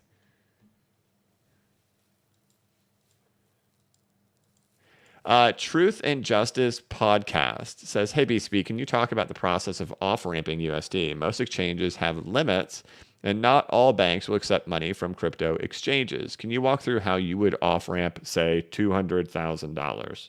Yep. So, if you don't have multiple exchanges set up and haven't found at least a couple of different off-ramps, so I personally do have a couple of different off-ramps to get things off and to check the tape, to get the crypto off the exchanges and get it into US dollars and get it back into my bank account.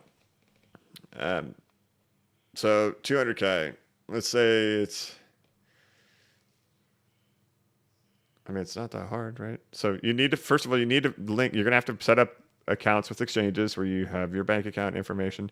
Do a test, right? Test it and see how quick it gets sent over to your exchange. And like, let's say you're going to do $200,000 in one day. You need to have a couple of places to do that. Most of them are going to have limits that are set in place. So either you have to email the certain exchanges you're with, work with them, let them know, and see if they will bump those limits up for you. I don't think I've ever done 200K in one day.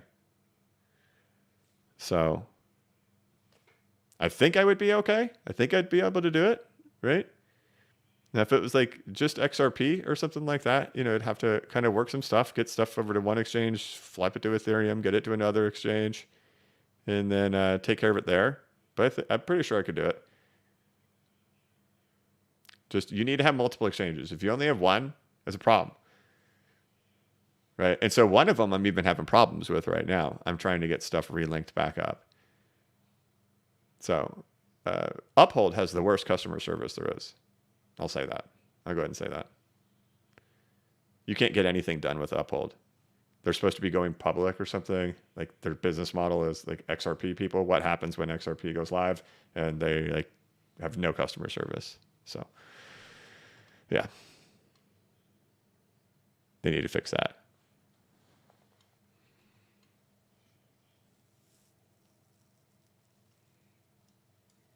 But yeah, and I guess make sure your bank accepts it. So I haven't had that problem, right? So I've had multiple exchanges where I have been able to offload USD into my bank account. It has not off-ramp, has not been an issue for me.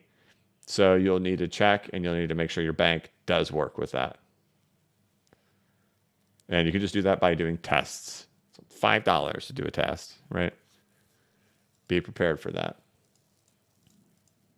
And then, in a worst case scenario, what's the thing you have to do, right? Say you have a limit of $50,000 a day and you can only have one exit ramp.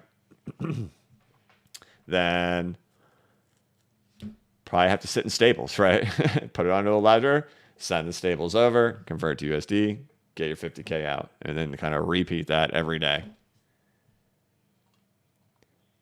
DVR says, how is your drumming going? Becoming an animal yet? I haven't practiced since last week, and I have lessons again today, and I haven't improved at all since last week. But I had posted over there on Twitter the most recent show I played. I played Warning by Green Day. I don't know. I'm improving.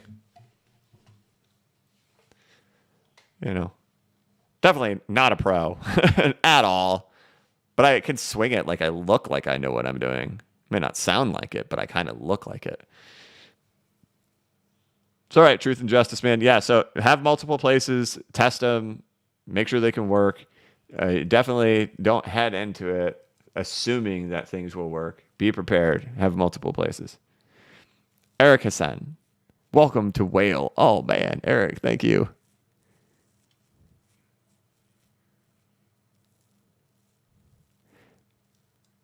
Morris K. Mile, do you think that it's possible that Bitcoin goes from 30K to 40K-ish while XRP goes from 5-ish to 10-ish? Yes, I think it's possible because it's one of the conditions. There's only 2 conditions that XRP can go on a bull run. Only 2. It's not about tied to gold. BCB, you missed a super chat. Who did I miss? And Truth and Justice, that was your first one. Thanks, man.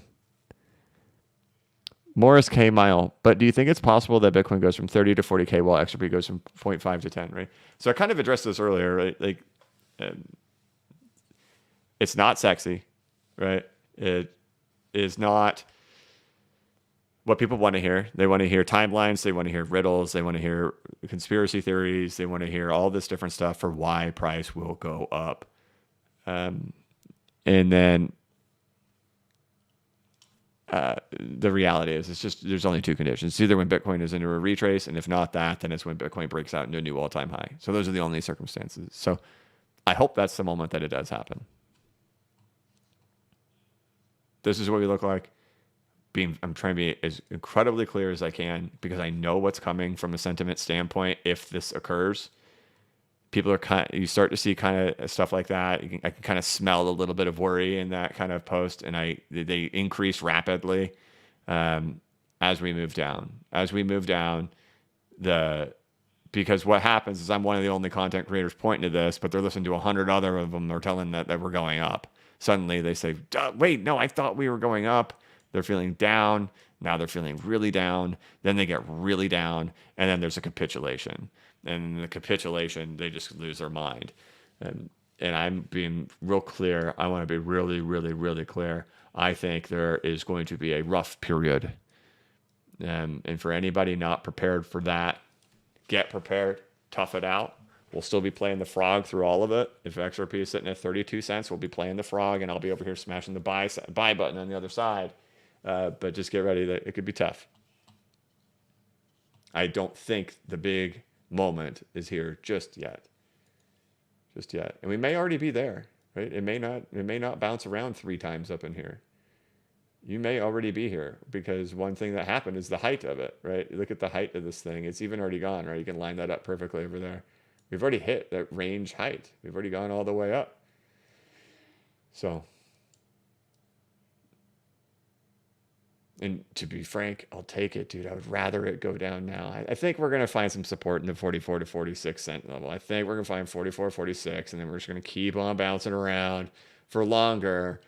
But I am ready to get this thing moving and on the road. I'm ready to get this Wyckoff Spring phase going to stop just wasting time, right? We're all just kind of sitting here wasting time. I think anybody who's kind of made a decision on what they're going to do, okay, I'm ready. I'm going to tough this out. Let's go.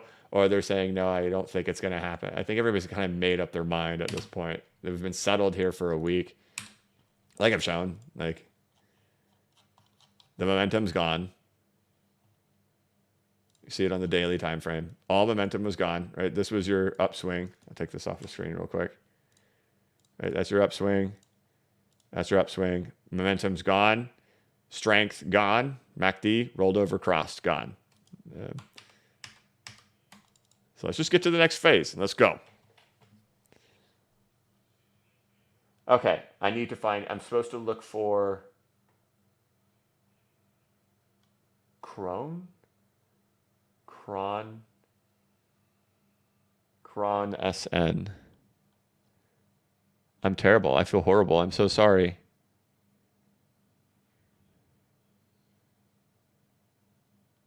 Let me see if it came up on my other screen.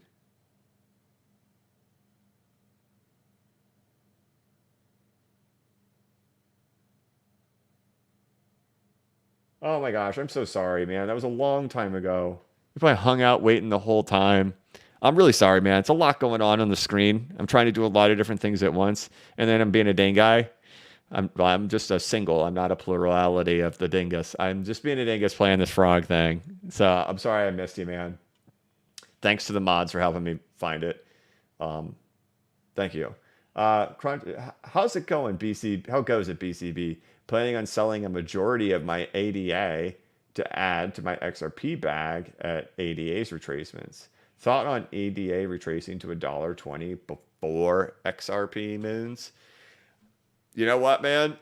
I don't have a thought on whether it will or not. Let me pull it up really fast because that's a timing question. Figuring out who's going to go first.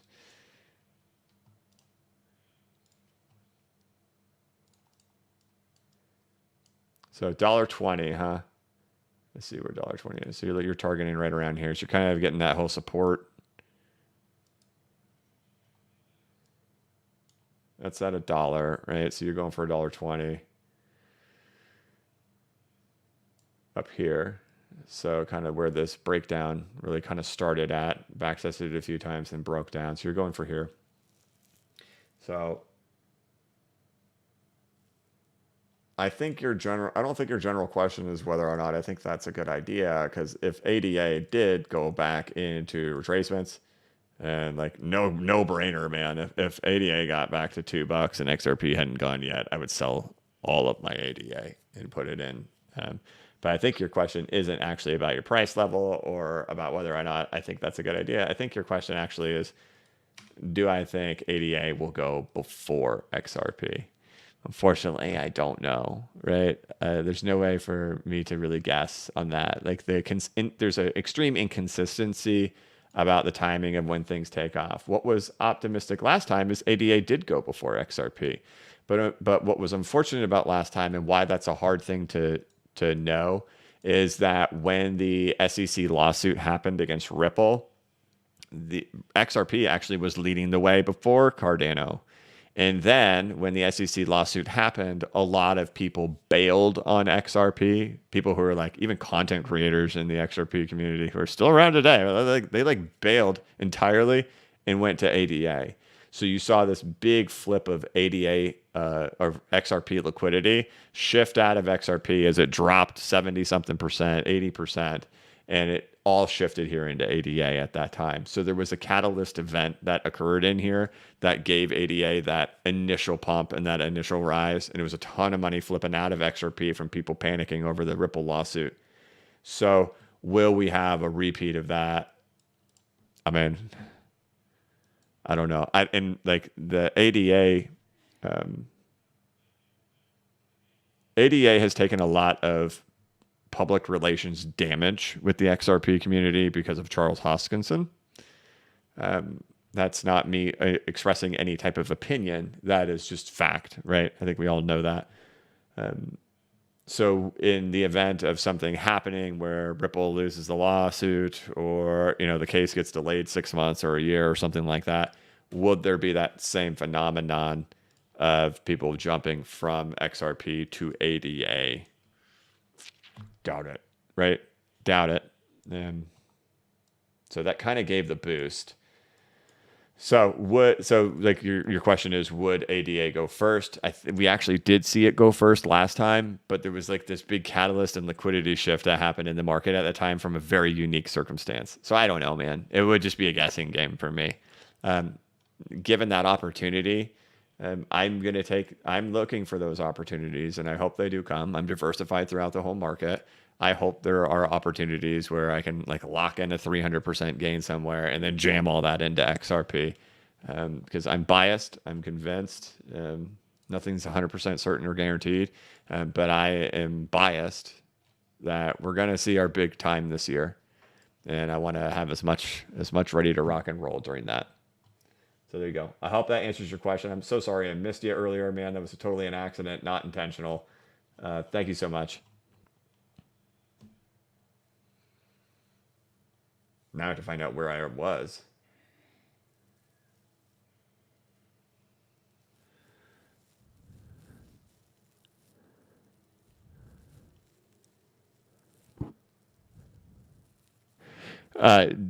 Dominic Rufran says, you have talked about certain alts like Link looking promising as it is in Wyckoff accumulation. What are some other alts in the same boat? Link is one of the ones with the cleanest. But I think a lot of them look like, oh, wow, you have Ethereum really popping. What happened there? I missed that. I've been doing so much chatting. Okay.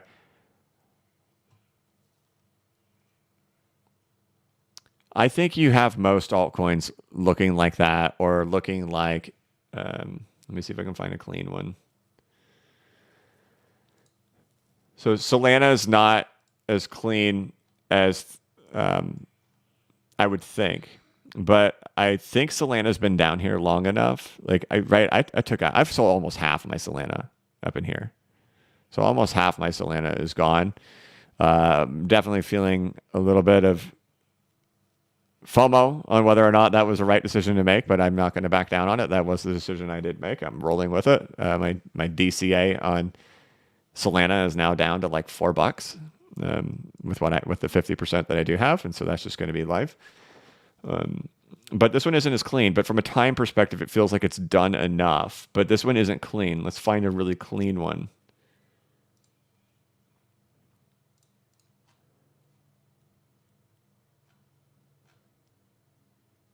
Wouldn't call that clean. Look at DOT. Wouldn't call it clean. SHIB. Okay, SHIB I like. I know that sounds silly, right? Don't think I'm saying anything about SHIB in general. SHIB I like because it has reached back down to this level. So this is like when we're talking about Bitcoin at 18.3 level. That's the level, and it has done it with A, B, C. Right? The question here, though, there is let's see here, whether that's a 1, 2, 3, 4, 5. I don't think it's a 1, 2, 3, 4, 5, but it may be. Currently, right now, it's an ABC, but yeah, it is still struggling to get back above there. It might not be. So, but either way, that level right there, I like. There was other cleaner ones than SHIB. Let's look at you. Okay, Sia Coin. First of all, this is like a dead project. Okay, this thing is dead. This one's like perfect. This is one that like I have taken Degen play on. I did grab some Sia Coin in here because it did fall back to the level I would have liked. It did do it in ABC form, and this, I suspect, is good to go. This could drag out for a long time. We talked about that. These could drag out for a long time. Anything close to this level, I like. Anything dipping below that level, anything dipping below the lows that were set back here in October of 2022 would change my mind immediately. But I like this one a tremendous amount. Not because of so this is decentralized file storage, but it's just not used very much, right? So Filecoin gets a lot of hype, for decentralized file storage. The AI narrative out there, right? When AIs were pumping, you saw Filecoin, you saw Sia Coin, you saw it pumping along with that for decentralized storage with AI. I would suspect there's a chance this one has a little bit more to go, and whether or not that's just back up to here. That is still a large percentage, I would assume, of even from here. It's 600. So, or even right here, right? 269. So, but I'd rotate these into XRP given the shot. So we won't spend too much time on that one. Other ones. Let's see if there's any other ones that are like clean down at the low. Like Lynx is the prettiest out of all of them.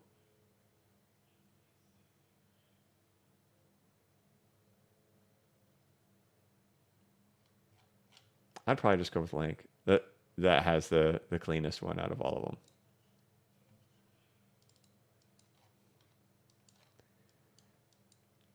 It's been down there so long. It's been down there in that range so long. What are we at now? May, right? So we're 11 months consolidating in here. Unbelievable. If it goes takes out that low, game over, right? Then it's not. But all right, we'll stop talking about that. XRP, still there. Bitcoin, let's go check you out again. Are you doing anything? Are you pulling back? 29,998. So it is taking back everything from the initial CPI pump. There you go. Still, as we talked about yesterday, this level, watch out. Nothing has changed with any of the things that we've talked about for the last couple of days, but we'll just have to wait to see what price action does. CPI, initial positive reaction. Not enough juice to get it to break out of there, though. Looking over there at the stock market. Stock market lost it. Look at that. Did pump above the last fib. Fake out at this point. But did we end up getting that over here on the Dow for the open market? We did.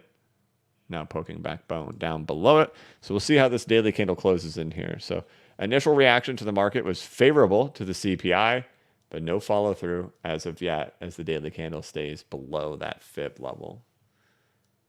Right? There you go. Back down below. So watching it close, and the close still doesn't happen for another nearly 5 hours. So we'll keep an eye on that and then report on it tomorrow morning. And then Nandini plays, once again, yes, thank you. Awesome content as always. Frog. Thank you, Nandini. Bobby B. Hoy, 86, says, oh, and member 28 months, long time. Man, thank you. Also, something that's concerning me is if you put the fibs on Dow Jones over USDT, it came back up and struggling to get past 702 weekly. This is a bearish sign, right? Question mark. If you put the Dow DJI over USDT, can you even do the Dow Jones? Yeah, I think you just mean Dow Jones, right?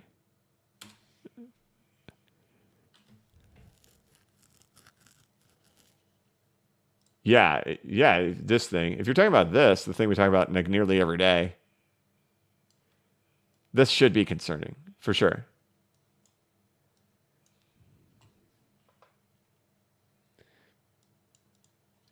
Correct, right? So somebody had asked, how could you sell and then change your mind later? It's very easy.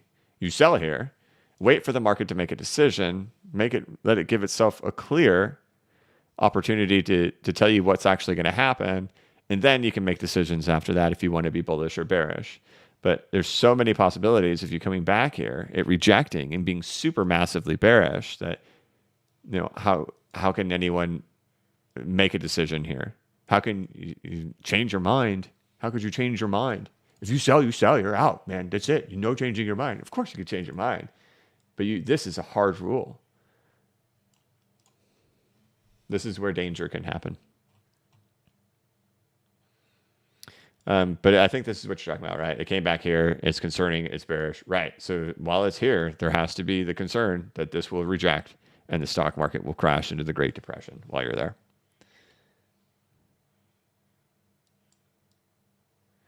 Riaz says that Fractal says that this goes much higher than $10 to $12. Yeah, I'm not worried about the height of that. Definitely sticking to fibs.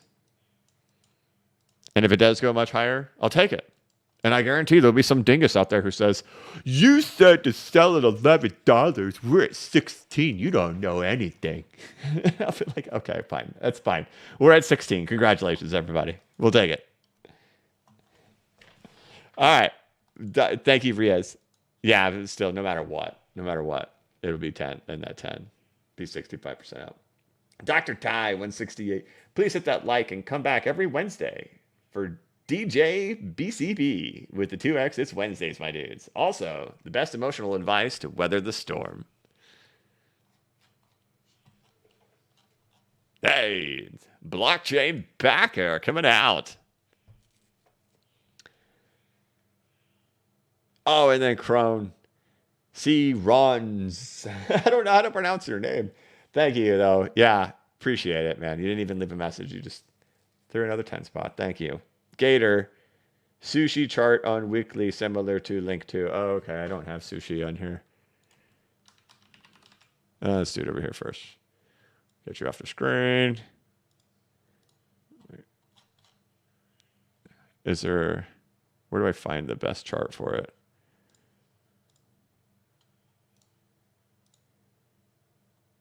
Did sushi get released in March of 2021? It couldn't have. I'll do it here. This is why, guys, if you're not using CoinTrader Pro, you should. Not sponsored. It's free. But it's something you should use. Because most of your charts over here on TradingView are going to look like this. Here we go. This is sushi over here. There's Bitstamp, Gemini, Coinbase, Bitfinex. Like, hard to draw anything from that. But when you use CoinTrader Pro, it's going to give you more historical data. And so we can actually get a better idea of where this is at. So,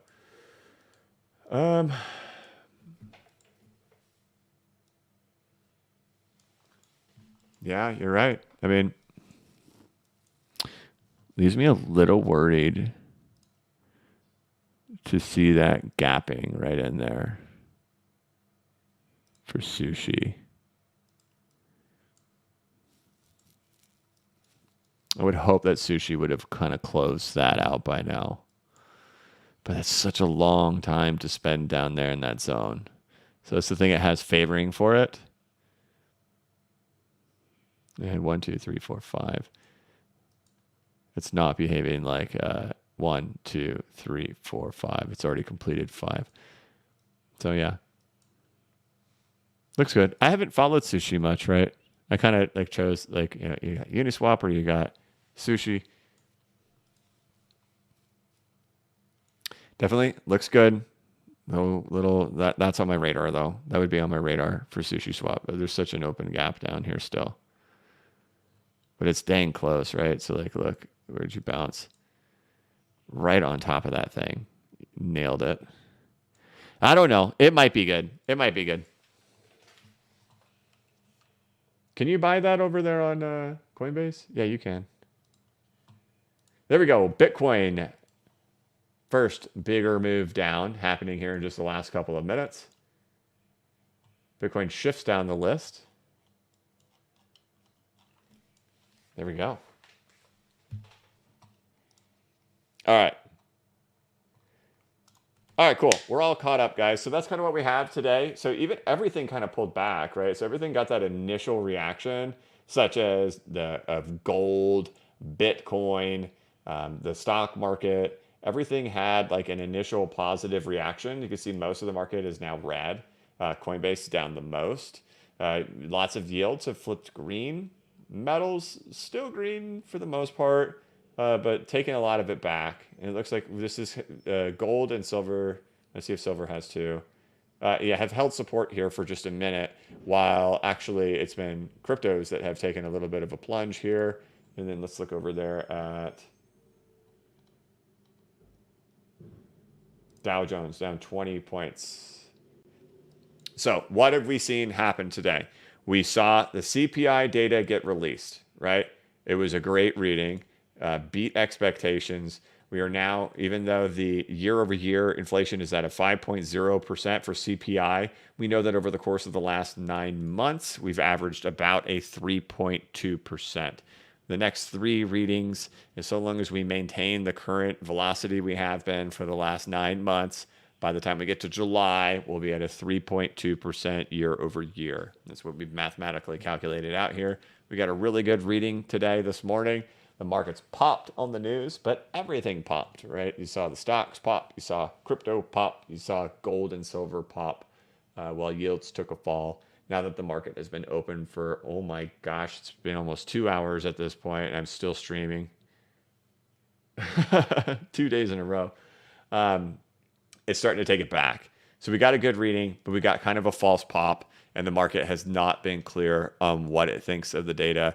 But my suspicion has been this was a false pop, and that news did not give it enough juice to keep on going. So technicals seem to take victory for now. We'll just kind of give it some room to breathe, but it doesn't seem like there was a massive impact to the markets outside of an initial positive reaction. So there we go. I think the nice thing about this morning is I was a little worried coming in here being like, man, are we going to watch something really bad happen with this data? It's always volatile on CPI day. Are we going to see some really bad data? I'm going to come on here. Market's going to be down 10%. Altcoins, we're going to have some of them down 20%. And I'm going to be sitting here playing an obnoxious frog. That's what my worry was for today. But fortunately, that's not the case. So decent day. Still some red out there, but nice to see Bitcoin kind of shifting down the list and some of the other coins getting a little bit of the love. Gator says, I wanted 31K, but we got 30.5. Close enough. Strength, frog, thumbs up. So XRP Monkey says, I would love a BCB rant or tinfoil hat moment. I've done really good about not ranting and being a jerk today. I'm going to take that as a victory today. I don't mean to be.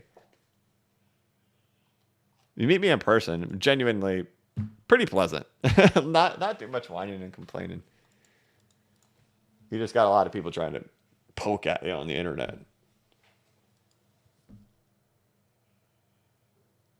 Market up, down, left, right, A, B, A, B. Then aren't you supposed to hit select and start or something? I don't remember. All right, guys. Let's go ahead and get this. There will be no frogs being played until we get to 1200. Get to 1200, and then let's go. We'll play regular speed and 2x speed. And no, not 2x. I didn't really like 2x. We'll do 1.5x speed, and then we'll get our Wednesday on the road. Everybody get your grind on halfway through the week. Wednesdays are always fun. I hope that you guys have had a fun time today. This went way longer than I wanted it to. I guess that's just what happens when you're having fun and you get caught up in the moment. So 1160. Here we go. Let me get my stuff prepared. I don't know if we're going to get to it. Otherwise, we only get a sad. Okay, if we don't get to 1160, here's what I'm going to play.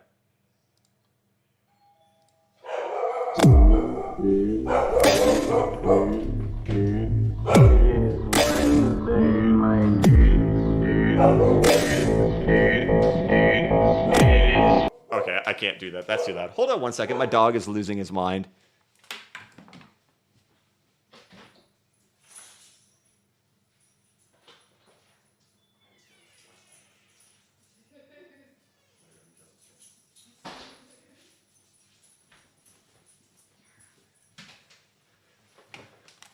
Okay, there you go. You got to hear slowed and chopped. I didn't really like that at all. We're not going to do that again. You're at 1188, and then my dog went mad because somebody was at the doorbell. 1192. All right, that's good enough. We're going to get there. We're not doing screwed up and chopped. That was awful.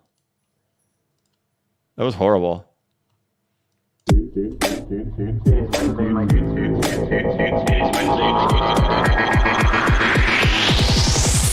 It is Wednesday, my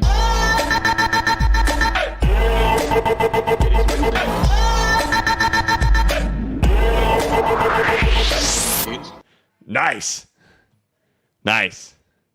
All right. Very good. 1197. I knew we'd get there. Cool. All right, guys. Man, I appreciate it. It's sad for Wednesday to go because it won't be until Wednesday of next week that we end up getting it. But it's always fun to do it. And like I said, videos are just going to be spotty here for a couple of weeks.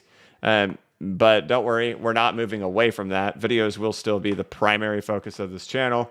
It's just that I have a lot going on the side right now that will be wrapped up, especially when we get into May and after XRP Las Vegas and all that stuff. And I'm going to Consensus. And then I'm working on recording videos for BC Backer. And it's just, my life is super busy. The second I get off of markets in the morning, I'm still doing blockchain backer stuff all the way until my kids say, time for you to get off the computer, Dad. So don't think that I'm losing interest or walking away. My wife is still massively consumed with blockchain backer and recording. You guys just don't see it. That yesterday I recorded 2 25-minute videos, right? But those are saved for something else, right? And today I was editing other videos and saving those. So it's still constant editing, constant recording and working. It's just the videos on the channel are going to be spotty for a couple of weeks because it's something I've been putting off for almost a year, and I'm committing to it. I have a deadline date that I want to get things done by. So we'll get there. We'll get it done. One more final one before we get out of here at regular speed. And then, guys, I love you. Thank you so much for coming. Let's go. It is Wednesday, my dudes. It is Wednesday, my dudes. It is Wednesday, my dudes.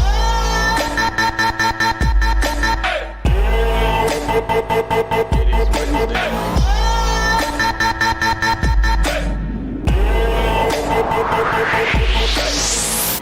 I've gotten so used to it playing at 1.5x that almost felt screwed up and chopped to me. That was normal speed. That was weird. All right, guys, that's going to be it for this one. Thanks for all the support. Love the frogs, guys. We'll do this again next Wednesday. But, of course, we do markets in the morning every day to get ready for the markets to see how they are going.